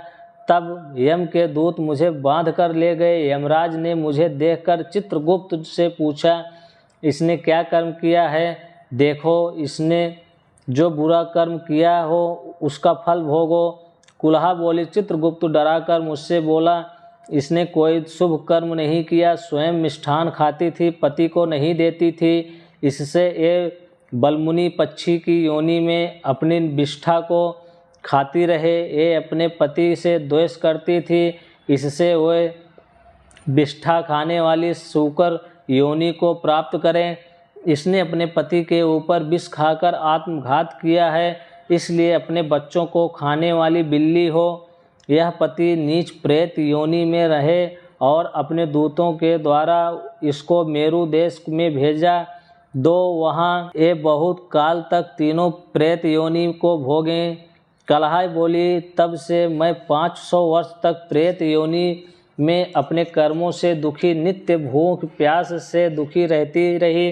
भूख प्यास से पीड़ित हो वैश्य के देह में प्रविष्ट होकर मैं दक्षिण देश में कृष्ण और बेड़ी नदियों के संगम पर आई। जब मैं नदी के तट पहुंची तब उस शरीर से शिव और विष्णु के गुणों ने मुझको अलग कर दिया। फिर भूख प्यास से व्याकुल मैंने तुमको देखा। तुम्हारे हाथ से तुलसी मिला जल जो मेरे ऊपर गिरा, उससे मेरे पाप दूर हो गए। हे ब्राह्मण, ऐसी कृपा करो जिससे आने वाली 3 प्रेत योनियों से मुक्ति हो जाए और मोक्ष को पाऊं। ब्राह्मण इस प्रकार कलह के वचन सुनकर कर्मों के फल से प्राप्त घृणा युक्त दशा को विचार कर बहुत देर बाद यह वचन बोला। विष्णु भगवान की जय। धर्मदत्त बोला, कार्तिक मास में तीर्थ व्रत नियम आदि करने से समस्त पाप दूर हो जाते हैं, परंतु प्रेत योनि में रहने के कारण उन पर तेरा अधिकार नहीं है। तेरे इस कष्ट को देखकर मेरा मन दुखी है। तेरा उद्धार किए बिना मेरा मन प्रसन्न नहीं होगा। 3 प्रेत योनियों को देने वाला तेरा यह पाप बड़ा निंदित है। थोड़े से पुण्यों से ये समाप्त नहीं होगा, इसलिए इस जन्म में जो मैंने कार्तिक का व्रत किया है, इसके आधे पुण्य के फल से तू उत्तम गति पाएगी। नारद जी बोले, यह कहकर धर्मदत्त ने द्वादशाक्षर मंत्र को सुनाकर जो तुलसी युक्त जल उसके ऊपर छिड़का, तब वह प्रेत योनि से छूट गई। जलती हुई अग्नि के समान दिव्य रूप धारण कर सुंदर लक्ष्मी के समान फिर वो ब्राह्मण को प्रणाम कर हर्षित वाणी से कलहा बोली, हे महाराज, आपकी कृपा से मैं नरक से छूटी, सो अपार पापों में डूबी हुई मेरे लिए आप निश्चय नौका बन गए। नारद बोले, कलहा ने विष्णु के रूप को धारण करने वाले देवताओं समेत प्रकाशमान विमान को देखा। तब धर्मदत्त ने विमान को आश्चर्यपूर्वक देखा और विष्णु रूपी उन गणों को देखकर प्रणाम किया। उन दोनों द्वारपालों ने उस धर्मदत्त को उठाकर उसकी प्रशंसा करके धर्मयुक्त वचन बोले। गण बोले, हे ब्राह्मण, तुम बहुत धर्मात्मा हो, विष्णु की भक्ति में सदा लगे रहते हो, दीनों पर दया करते हो, विष्णु के भक्त हो। तुमने बचपन से अब तक जो कार्तिक व्रत किया, उसका आधा फल देने से कलह के पूर्व जन्म का पाप नष्ट हो गया। तुम्हारे स्नान के फल देने से इसके पूर्व जन्मों के पाप मिटे और हरि का जागरण आदि करने से यह विमान मिला जहाँ अनेक प्रकार के भोग हैं। ऐसे वैकुंठ को जा रहा है।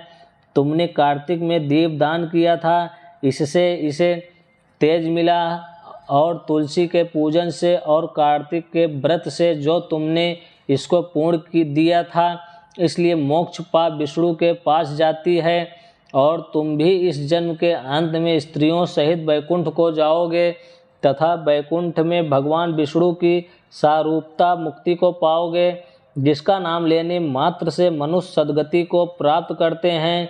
जैसे ग्राह से पकड़ा हुआ हाथी मुक्त हो भगवान के समीप गया और उनका गण कहलाया। तुमने विष्णु भगवान की जो पूजा की है, सो कई हजार वर्ष तक दोनों स्त्रियों सहित भगवान के चरणों में निवास करोगे। जब पूर्ण क्षीण होने पर पृथ्वी पर आकर सूर्य वंश में प्रसिद्ध राजा दशरथ कहलाओगे। ये दोनों स्त्रियां तुम्हारे साथ रहे होंगी। और तीसरी यह कलहा आधे पूर्ण की अधिकारिणी, यह भी तुम्हारे साथ रहेगी। वहाँ भी विष्णु भगवान तुम्हारे समीप रहेंगे और तुम्हारे पुत्र होकर देवताओं का कार्य करेंगे। इस कार्तिक व्रत से उत्तम कोई भी तीर्थ नहीं है। विष्णु भगवान की जय। श्री विष्णुगढ़ बोले, हे द्विज, इतिहास समेत हम प्राचीन बात कहते हैं, उसे ध्यान से सुनो। कांचीपुरी में जो चोल नामक चक्रवर्ती राजा था, उसके ही नाम से चोल देश प्रसिद्ध था। उसके राज्य में कोई आदमी दुखी, पापी, गरीब और रोगी नहीं था। एक समय वह राजा अनंत शयन नाम स्थान को गया, जहाँ की योग माया के साथ भगवान श्री हरि शेष शैया पर शयन करते हैं। वहाँ लक्ष्मी ने पति भगवान का मणियों और सुंदर सुवर्ण के फूलों से पूजन किया। पृथ्वी पर राजा प्रणाम करके वहीं बैठ गया। तब हाथ में तुलसी और जल लिए कांचीपुरी में रहने वाले श्री हरि सूक्त मंत्रों इत्यादि से भगवान को स्नान कराया और तुलसी दल व मजरी से पूजन किया। भगवान के ऊपर ब्राह्मण के तुलसी पत्र चढ़ाने से राजा की पूजा के रत्न ढक गए। यह देख राजा क्रोधित होकर बोला, भगवान की मणिक और सुवर्ण से मेरी पूजा को श्री विष्णुदास तुमने तुलसी पत्रों से क्यों ढक दिया?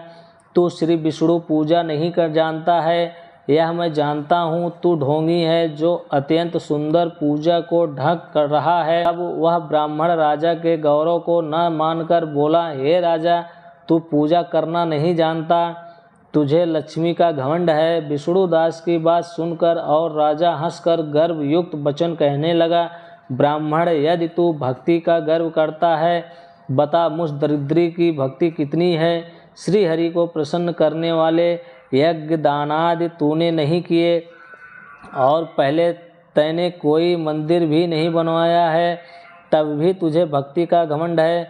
अब सभी ब्राह्मण मेरे वचनों को सुनो और सब देखते रहो कि श्री विष्णु भगवान साक्षात दर्शन मुझे देंगे या इसको, तब हमारी भक्ति मालूम हो जाएगी। यह कहकर राजा राजमहल में चला गया और मुग्दल ऋषि के आचार्य बना विष्णु यज्ञ आरंभ कर दिया। उस यज्ञ में बहुत से ऋषियों को बुलाया गया और अन्य संपत्ति दान दी गई। यह यज्ञ गया क्षेत्र में किया गया था। विष्णुदास ने भी उसी मंदिर में ठहरकर विष्णु को प्रसन्न करने के लिए माघ और कार्तिक व्रत किया, तुलसी का पेड़ लगाया और एकादशी के दिन द्वादशाक्षर मंत्र, षोडशोपचार और नृत्य गीतादि मंगल कर्मों से प्रतिदिन पूजा व व्रत करने लगा।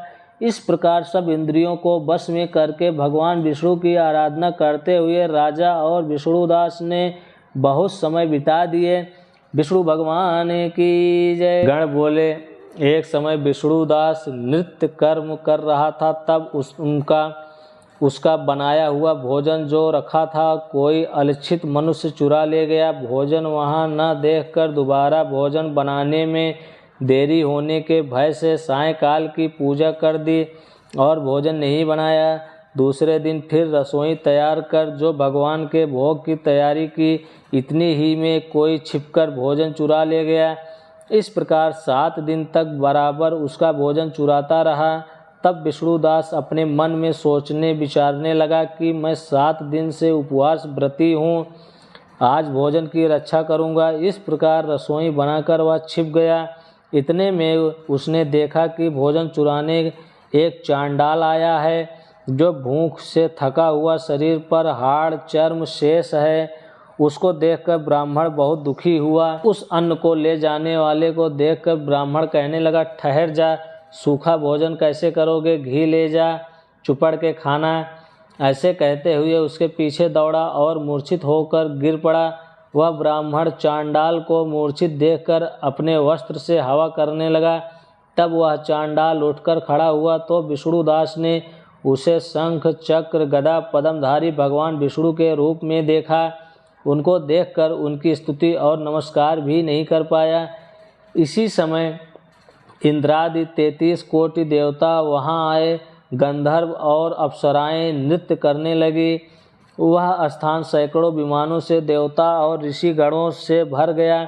सब गाने और बजाने लगे, तब से भर गया। तब विष्णु भगवान सतोगुणी अपने भक्त को छाती से लगाकर और अपनी समान रूपता दे उसे बैकुंठ को ले गए। सुंदर विमान में बैठे हुए विष्णु के समीप जाते हुए ब्राह्मण को दीक्षा युक्त चोल राजा ने देखा।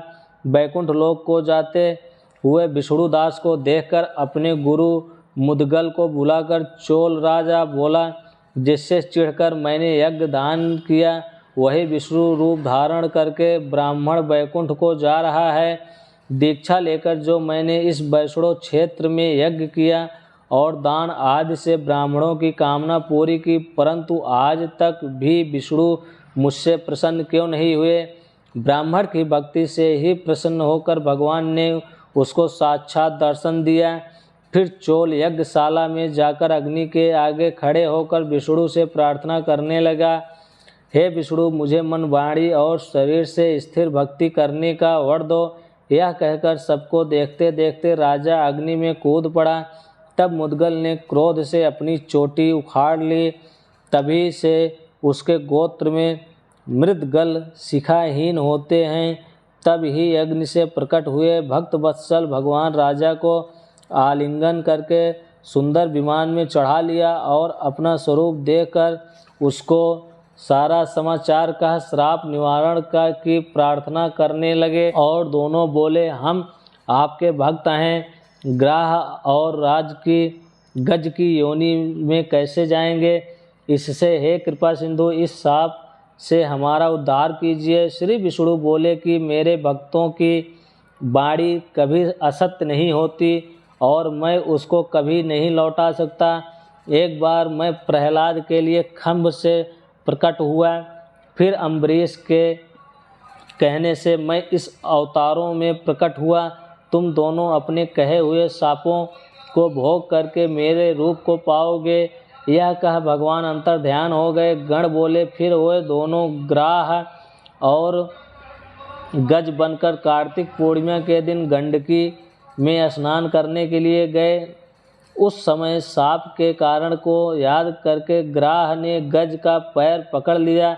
ग्राह से पकड़े उस हाथी ने विष्णु का ध्यान किया। उसी समय शंख चक्र गदाधारी विष्णु प्रकट हुए। फिर भगवान ने चक्र से ग्राह को मार उन दोनों का उद्धार किया और अपना रूप देकर बैकुंठ ले गए। नारद जी बोले, इस प्रकार धर्मदत्त को समझा हुआ गण विमान में बैठ कलहा समेत बैकुंठ धाम को चले गए।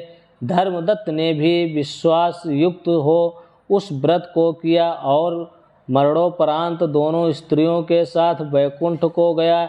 इस वृत्तांत को जो प्राणी सुने और सुनावे वह भगवान की कृपा से विष्णु के समीप देने वाली भक्ति को प्राप्त करेगा। विष्णु भगवान की जय। धर्मदत्त बोला, मैंने जय और विजय भगवान विष्णु के द्वारपाल सुने हैं।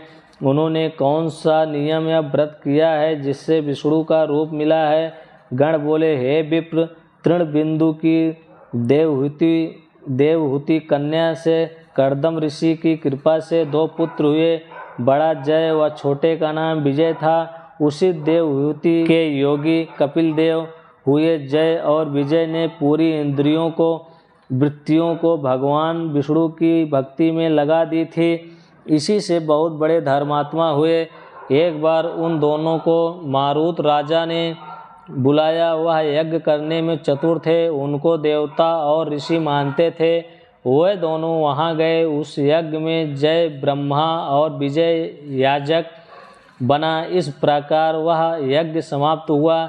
इसके बाद राजा मारुत ने यज्ञ का स्नान करके उनको बहुत सा धन दिया। उस धन को लेकर दोनों अपने आश्रम में गए। भगवान के पूजन और प्रसन्नता के लिए वह दोनों उस धन को बांटने लगे, इसलिए आपस में स्पर्धा हो गई। जय ने कहा कि दोनों का समान भाग होना चाहिए और विजय ने कहा कि जो जिसको मिल गया वह उसी का है। फिर जय अपने मन में दुखी हुआ और विजय को श्राप दिया कि तू प्राप्त धन को नहीं देना चाहता है, इससे ग्राह बन जा। विजय ने जय को श्राप दिया कि तूने घमंड में आकर मुझे श्राप दिया, इसलिए हाथी हो जा। तब उन दोनों ने नित्य पूजन के समय भगवान दर्शन करके उनसे सारा समाचार कह श्राप निवारण की प्रार्थना करने लगे। और दोनों बोले, हम आपके भक्त हैं, ग्राह और गज की योनि में कैसे जाएंगे? इससे हे कृपा सिंधु इस श्राप से हमारा उद्धार कीजिए। श्री विष्णु बोले कि मेरे भक्तों की वाणी कभी असत्य नहीं होती है और मैं उसको कभी नहीं लौटा सकता। एक बार मैं प्रहलाद के लिए खम्भ से प्रकट हुआ, फिर अम्बरीश के कहने से मैं इस अवतारों में प्रकट हुआ। तुम दोनों अपने कहे हुए श्रापों को भोग करके मेरे रूप को पा जाओगे। यह कह भगवान अंतर ध्यान हो गए और बोले। फिर वे दोनों ग्राह और गज बनकर कार्तिक पूर्णिमा के दिन गंडकी में स्नान करने के लिए गए। उस समय श्राप के कारण को याद करके वह ग्राह ने गज का पैर पकड़ लिया और ग्राह से पकड़े उस हाथी ने विष्णु भगवान का ध्यान किया। उसी समय शंख चक्र गदाधारी विष्णु प्रकट हुए। फिर भगवान ने चक्र से ग्राह को मार उन दोनों का उद्धार किया और अपना रूप देकर बैकुंठ ले गए। नारद जी बोले, इस प्रकार धर्मदत्त को समझा कर वे गण विमान में बैठ कलहा समेत वैकुंठ धाम को चले गए। धर्मदत्त ने भी विश्वास युक्त हो उस व्रत को किया और मरणोपरांत दोनों स्त्रियों के साथ वैकुंठ को गया। इस वृत्तांत को जो प्राणी सुने और सुनावे वह भगवान की कृपा से विष्णु की समीप देने वाली भक्ति को प्राप्त करेगा। विष्णु भगवान की जय। सभी भक्तों को जय श्री राम। मैं विपिन शास्त्री, श्री दुर्गा माता मंदिर, आशियाना कॉलोनी, लुधियाना, पंजाब। गुरु विपिन शास्त्री चैनल के माध्यम से आप सभी भक्तों के बीच कार्तिक महात्म्य कथा लेकर उपस्थित हो रहा हूँ। 24वां अध्याय। कथा श्रवण करने के पहले हम अपने गुरु महाराज इष्ट देव का ध्यान करते हैं। मंगलम भगवान विष्णु मंगलम गरुड़ध्वजा मंगलम पुंडरीकाक्षां मंगलाय तनो हरे। प्रभु बोले, हे नारद, कृष्णा बेड़ी के तट से शिव और विष्णु के गणों ने वैश्यों के शरीर से कलहा निकाली थी। वह आपने हमसे पहले कहा, यह बात बताइए कि ये नदियों का प्रभाव है अथवा इस क्षेत्र का। हे धर्मज्ञ, इसमें हमको बड़ा संदेह है। नारद जी बोले, कृष्ण साक्षात कृष्ण का शरीर है और बेड़ी महादेव जी का स्वरूप है, इसलिए इसके महात्म्य को चतुर्मुख ब्रह्मा भी नहीं कह सकते हैं। तो भी उसके विषय में कहूँगा, उसको सुनो। एक बार चाक्षुष मनवंतर में ब्रह्मा जी ने सुंदर सहयादि शिखर पर यज्ञ करना चाहा। यज्ञ की सामग्री इकट्ठी करके देवगणों के साथ विष्णु और महादेव को संग लेकर उस शिखर को गए। ब्रह्म मुहूर्त में भृगु आदि मुनि ने उनकी दीक्षा के लिए एक सुंदर सभा की और स्वरा नाम वाली सबसे बड़ी पत्नी को बुलाया। वह धीरे धीरे आई। तब भृगु ने विष्णु से कहा, हे विष्णु, आपके बुलाने पर भी स्वरा नहीं आई। मुहूर्त बीता जाता है, अब दीक्षा विधि कैसे संपन्न होगी? श्री कृष्ण बोले, जो शीघ्र स्वरा नहीं आती है तो यहाँ गायत्री की दीक्षा कर लेनी चाहिए। क्या इस पवित्र कार्य में यह उनकी स्त्री है? नारद ने कहा, शिव जी ने विष्णु के वचन को मान लिया। भृगु के इस वचन को सुन गायत्री को ब्रह्मा के दक्षिण भाग में बैठाकर दीक्षा विधि को प्रारंभ किया। भृगु जी दीक्षा विधि कर रहे थे। स्वरा भी यज्ञ स्थल में आ गई और गायत्री को ब्रह्मा के साथ देख सौत की ईर्ष्या से क्रोध कर बोली, जहाँ अयोग्य का पूजन होता है वह पूज्यों का पूजन नहीं होता। वहाँ दुर्भिक्ष, मृत्यु, भय ये तीनों वस्तु होती हैं।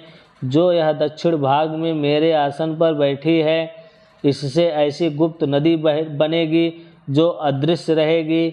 मेरे आसन पर तुमने दूसरी बैठा दी है, सो तुम भी जड़ बनकर नदी हो जाओगे। देवता हाहाकार कर दंडवत करके स्वरा से प्रार्थना करने लगे, हे देवी, आपने जो हम ब्रह्मादिक सबको श्राप दिया, जो हम जड़ी भूत नदी बन जाएंगे तो ये तीनों लोक नष्ट हो जाएंगे। ये श्राप तुमने बिना विचार दे दिया, ये श्राप वापस ले लो। स्वरा बोली, हे देवताओं, तुमने यज्ञ के आदि में गणेश जी का पूजन नहीं किया, इससे मेरे क्रोध से ये विघ्न निसंदेह पैदा हुआ।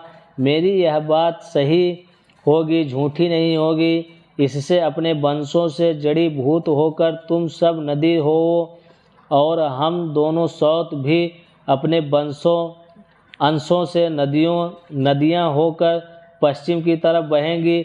नारद जी बोले, ऐसे स्वरा के वचन सुनकर ब्रह्मा, विष्णु, शिव ये तीनों सब जड़ी भूत होकर अपने अपने अंश से नदी हो गए। तब विष्णु कृष्ण नदी, शिव बेड़ी और ब्रह्मा कुमुदनी नदी हुए। ये सब अलग अलग नदी हुए।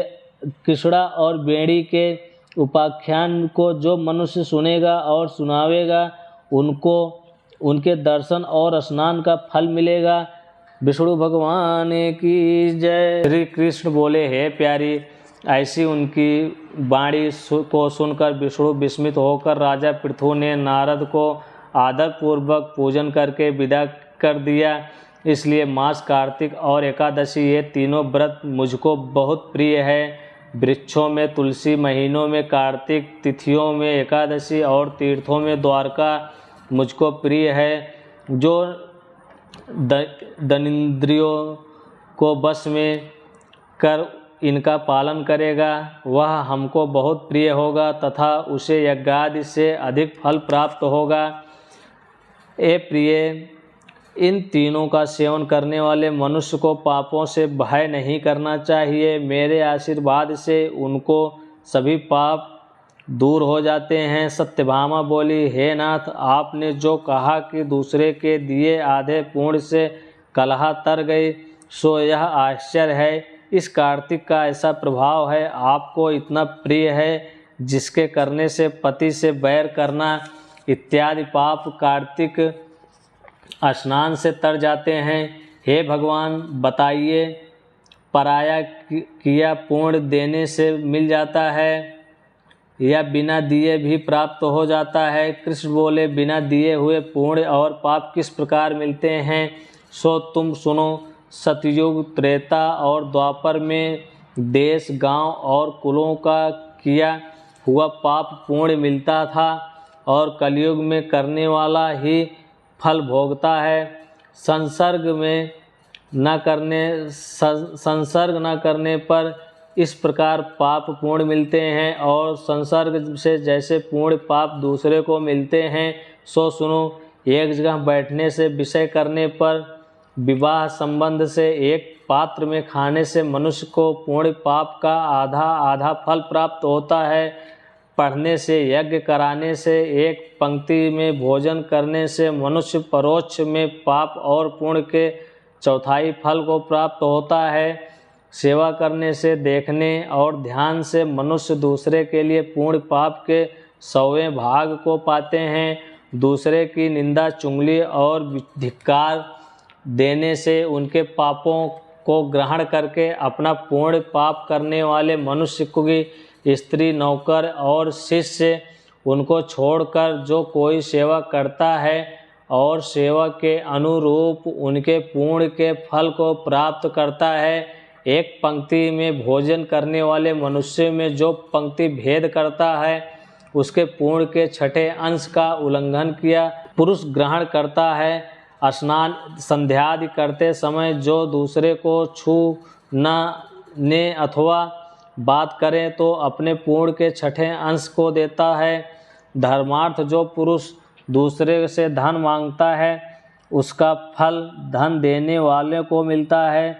पराया धन लेकर पुण्य करने वाला पापी और धनी को पुण्य का फल मिलता है। जो मनुष्य दूसरे के ऋण को चुकाए बिना मर जाता है, तब वह धनी अपने धन के अनुसार उसके पुण्य को ले लेता है। जो आदमी शिक्षा देता है, सलाह देता है, सलाह लेता है, सामग्री देता है और प्रेरणा करता है, वह पुण्य पाप के 6ठे अंश को प्राप्त करता है।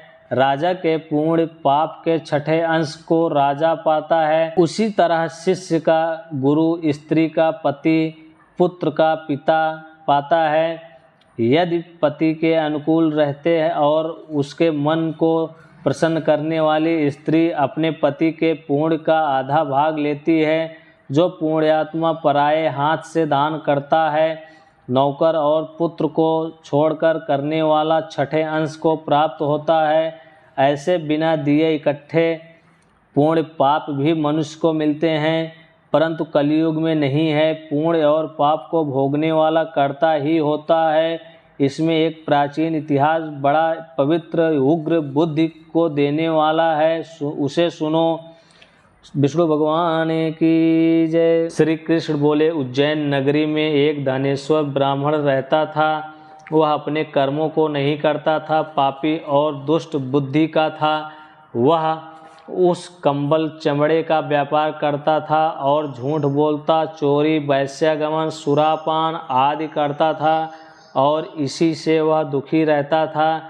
एक बार क्रय विक्रय का कार्य करता हुआ वह धनेश्वर कभी महिष की बसाई महिषमतीपुरी में पहुंचा, जो पवित्र नर्मदा नदी जिसकी परिखा थी। वहाँ धनेश्वर ने कार्तिक स्नान करने वाले को देख 1 महीना निवास किया। माल बेचने के लिए नर्मदा के किनारे घूमते हुए उसने स्नान करके जप और पूजन में लगे हुए ब्राह्मणों को देखा। कोई पुराण पढ़ रहे थे, कोई सुन रहे थे। नृत्य गान बजाना, विष्णु के कथा सुनने में मस्त थे। विष्णु की मुद्रा में अंकित तुलसी माला पहन रहे हैं, ऐसा देखा। नित्य वहाँ घूमता, वैष्णव के दर्शन और भाषण सुनता, उसे विष्णु के नाम का बोध हुआ। इस प्रकार महीने भर ठहर कर उसने कार्तिक के उद्यापन की विधि को भक्ति सहित भगवान के जागरण को देखा। पूर्णमासी के दिन ब्राह्मण गौ इनका पूजन, कार्तिक स्नान किए, मनुष्यों को दिए गए भोजन दक्षिणा को देखा। फिर सायंकाल के समय मनुष्यों ने शिव जी की प्राप्ति के लिए दीपदान किया, उसको देखा। फिर पूजन आदि को देखता हुआ धनेश्वर घूम रहा था, तभी काले सर्प ने उसे काट खाया। वह मूर्छित होकर गिर पड़ा। भक्तों ने उसे गिरा देखा, उसके चारों ओर इकट्ठे हो गए और तुलसी मिला जल उसके मुख में डाला। यम के दूत उसे उस मरे हुए को बांधकर कोड़ों से मारते हुए यमराज की संयमनीपुरी को ले गए। चित्रगुप्त ने उसके सब दुष्कर्म यमराज से कहा। चित्रगुप्त बोला, इसने अपने जीवन में कोई सुकर्म नहीं किया, जो कहा जो जा सका। हे महाराज, ये दुष्ट पाप मूर्ति समान है, इसलिए ये नरक में रहना चाहिए। यह सुनकर यमराज अग्नि समान रूप दिखाता हुआ अपने दूतों को क्रोध से आज्ञा दी, दे प्रेत पतियों, इसको मुदगरों से मारते मारते कुंभी पाग नरक में डाल दो। उसके डालने से अग्नि शीतल हो गई, जैसे पहले प्रहलाद को डालने से शीतल हो गई थी। तब प्रेतपति ने विस्मय युक्त हो वह सब वृतांत यमराज से कहा। यमराज प्रेतपति की बात सुन विस्मय से उनको बुलाकर विचार करने लगा। तभी वहाँ नारद जी पहुँच गए। यमराज ने उनका पूजन किया। उस धनेश्वर को देखकर नारद जी बोले, हे यमराज, यह नरक भोगने योग्य नहीं, क्योंकि इसने अंतिम समय में नरकों को दूर करने वाला कर्म किया है। इस धनेश्वर ने अनगिनत कार्तिक व्रतियों का संसर्ग किया है, इससे इसमें पूर्ण का 6वां अंश है। श्री कृष्ण बोले। यह कहकर जब नारद जी चले गए, तब उसके पूर्ण मालूम होने पर यमराज ने दूत के द्वारा उस धनेश्वर को सब नरक दिखाने के लिए कहा। विष्णु भगवान की जय।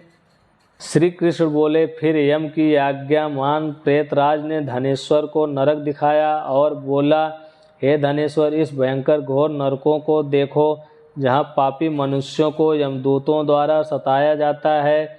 यह भीषण तप्त बालुक नरक है, जिसमें शरीर जले पापी लोग चिल्ला रहे हैं। भोजन के समय आए हुए भूखे अतिथि का जो सत्कार नहीं करते, वे यहाँ पकाए जाते हैं। गुरु, अग्नि, गौ, वेद, क्षत्रिय इनको जो ठुकराते हैं, उनके यहाँ पैर जलाए जाते हैं। अब 42 प्रकार के रौद्र नाम के नरकों को देखो। इच्छा रहित पाप किए जाते हैं, वह सूखा है, और इच्छा पूर्वक पाप किया जाए उसे गीला कहते हैं। गीले और सूखे 2 भेद पापों के होते हैं। नरकों के 84 भेद हैं। अप्रकीर्ण, प्रापकंत्यम, मालिनीकरण, जाति, भ्रशंकर और उपासक, अति पाप, महापाप, ये 7 तरह के महापाप हैं। इनके उपरांत पापी 7 नरकों में पकाए जाते हैं। किंतु कार्तिक व्रत करने वाले पुरुष से जो तुम्हारा संसर्ग हुआ, उनके पुण्यों के प्रभाव से तुम्हारे सब पाप दूर हो गए। श्री कृष्ण बोले। तब प्रेतपति धनेश्वर को यमलोक में ले जाया गया, वहाँ यक्षों का स्वामी हो गया। वही धनेश्वर धन्यक्ष नाम का प्रसिद्ध कुबेर का अनुचर हुआ। उसके नाम से विश्वामित्र ने अयोध्या में एक तीर्थ बनवा दिया था। ऐसे प्रभाव वाला कार्तिक का व्रत भक्ति और मुक्ति को देने वाला है। जो पापी इस व्रत को नियम से करे और उसके करने वाले का दर्शन करें, उसकी भी मुक्ति हो जाती है। विष्णु भगवान की जय। सूत जी बोले, इस कथा को श्री कृष्ण जी ने सत्यभामा से कहा। यह कह संध्या करने राजभवन चले गए। इस प्रकार मैंने कार्तिक महात्म्य का प्रभाव आपसे कहा। हे विष्णु को प्रसन्न करता है और भक्ति देने वाला है। हरि जागरण, प्रातः स्नान, तुलसी सेवन, उद्यापन, दीपदान, यही कार्तिक के व्रत हैं। इस पांचों प्रकार का व्रत आपसे कहा। इनको कार्तिक में करने से भक्ति और मुक्ति मिलती है। ऋषि बोले, विष्णु को प्रसन्न करने वाला विस्मयकारी एक कार्तिक व्रत पाप और दुखों को दूर करने के लिए मोक्ष की और काम भोग की इच्छा करने वाले को अवश्य करना चाहिए। यदि इस व्रत में मनुष्य संकट में पड़ जाए, गहरे वन में फंस जाए या रोगी हो जाए तो कार्तिक व्रत कैसे किया जाए, क्योंकि यह व्रत महाफल देने वाला है। सूत जी बोले, इस प्रकार दृढ़ संकल्प वाला पुरुष आपत्ति में विष्णु अथवा शिव जी के मंदिर में जाकर जागरण करे। यदि तुलसी पूजा ना हो तो वैष्णवों का पूजन करें, क्योंकि विष्णु भगवान अपने भक्तों के समीप रहते हैं। इन सब के न मिलने पर व्रती पुरुष गौ और ब्राह्मण को और व्रत के पूरा करने के लिए पीपल और बड़ के पूजन करें। ऋषि बोले, आपने बड़ और पीपल वृक्ष गौ ब्राह्मण के समान श्रेष्ठ कहे। ये दोनों वृक्ष ही क्यों अधिक पूजनीय है। सूत जी बोले, पीपल विष्णु का रूप है, बट शिव जी का और ढाक ब्रह्मा का रूप है। ऋषि बोले, ब्रह्मा विष्णु और महादेव ये वृक्ष रूप में कैसे हो गए। सो हे धर्मज्ञ, यह हमें समझाइए। सूत जी बोले, एक बार शिव पार्वती भोग विलास कर रहे थे। उसी समय ब्राह्मण का रूप धर कर अग्नि और देवता गए और वहाँ विघ्न करने लगे। किसी विघ्न से दुखी पार्वती ने देवताओं को श्राप दिया। पार्वती बोली, कृमि और कीड़े आदि भी विषय भोग के आनंद को जानते हैं। तुमने विघ्न डाला है, देवताओं तुम वृक्ष हो जाओ। सूत जी बोले, इस प्रकार पार्वती के इस श्राप से सब देवता वृक्ष के रूप में हो गए। हे मुनीश्वर, तभी से विष्णु और महादेव पीपल और बट हो गए। और पीपल का शनि के दिन ही पूजन करें और दिन पूजन नहीं करना चाहिए। विष्णु भगवान की जय। ऋषि बोले, यह पीपल शनिवार के दिन ही क्यों पूजा जाता है। सूत जी बोले, समुद्र मंथन से जो रत्न देवताओं को मिले उनमें लक्ष्मी और कौस्तुभमणि विष्णु को मिले। जब विष्णु लक्ष्मी को भार्या स्वीकार करने लगे तभी लक्ष्मी ने भगवान से प्रार्थना की। लक्ष्मी बोली, प्रभु मुझ छोटी सी से विवाह कैसे करते हो। इससे पहले ये मेरी बड़ी बहन लक्ष्मी का बहन विवाह करके फिर मेरे साथ विवाह करो, यही सनातन धर्म है। सूत जी बोले, फिर विष्णु ने लक्ष्मी की बात को सुन तपस्वी उद्दालक मुनि को अपने अनुरोध से अलक्ष्मी दे दी। उस अलक्ष्मी के श्वेत दांत से थे, पतला शरीर, लाल नेत्र और बाल रूखे थे। धर्मज्ञ उद्दालक मुनि विष्णु के कहने से अलक्ष्मी को अंगीकार कर अपने आश्रम में लाए। अलक्ष्मी होम के सुगंधित धुआं, वेद, ध्वनि, सुंदरता देख दुखी होकर वह बोली, हे कांते, तू यहाँ क्यों नहीं रहेगी। तेरे योग्य कौन सा स्थान है। अलक्ष्मी बोली, जहाँ वेद ध्वनि और अतिथि सत्कार होता है और यज्ञ दानादिक होता है वहाँ मैं नहीं रह सकती हूँ। जहाँ स्त्री पुरुष सब प्रेम में रहते हैं, पितर और देवताओं का पूजन होता है वहाँ मैं नहीं रहती हूँ। जहाँ उद्यमी नीति में चतुर धर्मात्मा मधुर बोलने वाला गुरु की पूजा करने वाला रहता हो वहाँ भी मेरा निवास नहीं है। जहाँ दिन रात स्त्री पुरुषों में कलह होता है, अतिथियों का जहाँ सत्कार नहीं होता है, वह स्थान मुझे प्यारा है। वृद्ध सज्जन और मित्र का अपमान हो, जहाँ कठोर भाषण होता हो, वहाँ मैं नित्य वास करती हूँ। जहाँ लोग दुराचार करते हैं, पराई स्त्री से प्रीति करते हैं, उस स्थान में मेरा निवास है। जहाँ गौ हत्या, मदिरापान आदि पाप होते हैं, मैं उस स्थान में रहती हूँ। सूत जी बोले, तब अलक्ष्मी के वचन को सुनकर उदास होकर मुनि उद्यालक बोले, हे ज्येष्ठा, जब तक मैं तुम्हारे योग निवास के लिए स्थान देखूं, तब तक तुम पीपल के वृक्ष के नीचे रहो। सूत जी बोले, इस प्रकार उससे वहीं बैठा उद्यालक मुनि चल दिए। वह बहुत देर तक उनकी राह देखती रही, पर पति के दर्शन न हुए। फिर पति के त्याग से दुखी होकर विलाप करने लगी। उसके रोने की ध्वनि से लक्ष्मी ने व्याकुल होकर विष्णु से प्रार्थना की, हे स्वामी, मेरी बड़ी बहन पति के त्याग से दुखी है, उसको जाकर समझाओ। सूत जी बोले, तब भगवान लक्ष्मी सहित वहाँ गए। उस अलक्ष्मी को धीरज बधाते हुए कहा, हे अलक्ष्मी, पीपल के नीचे आश्रय लेकर तू यहाँ सदा रह। स्त्रियाँ तुमको भी अनेक प्रकार की भेंट देकर तुम्हारा पूजन करेंगी। यह कृष्ण और सत्यभामा तथा नारद और पृथु का संवाद मैंने वर्णन किया है। इस वचन को सुन ऋषि हंसने लगे और वे आपस में कुछ नहीं बोले। सब प्रसन्नचित होकर बदरिका वन के लिए दर्शन के लिए चले गए। जो प्राणी इस कथा को सुने और मनुष्य को सुनावें, वह सब पापों से छूटकर भगवान विष्णु के समीप मुक्ति को प्राप्त होता है। विष्णु भगवान की जय।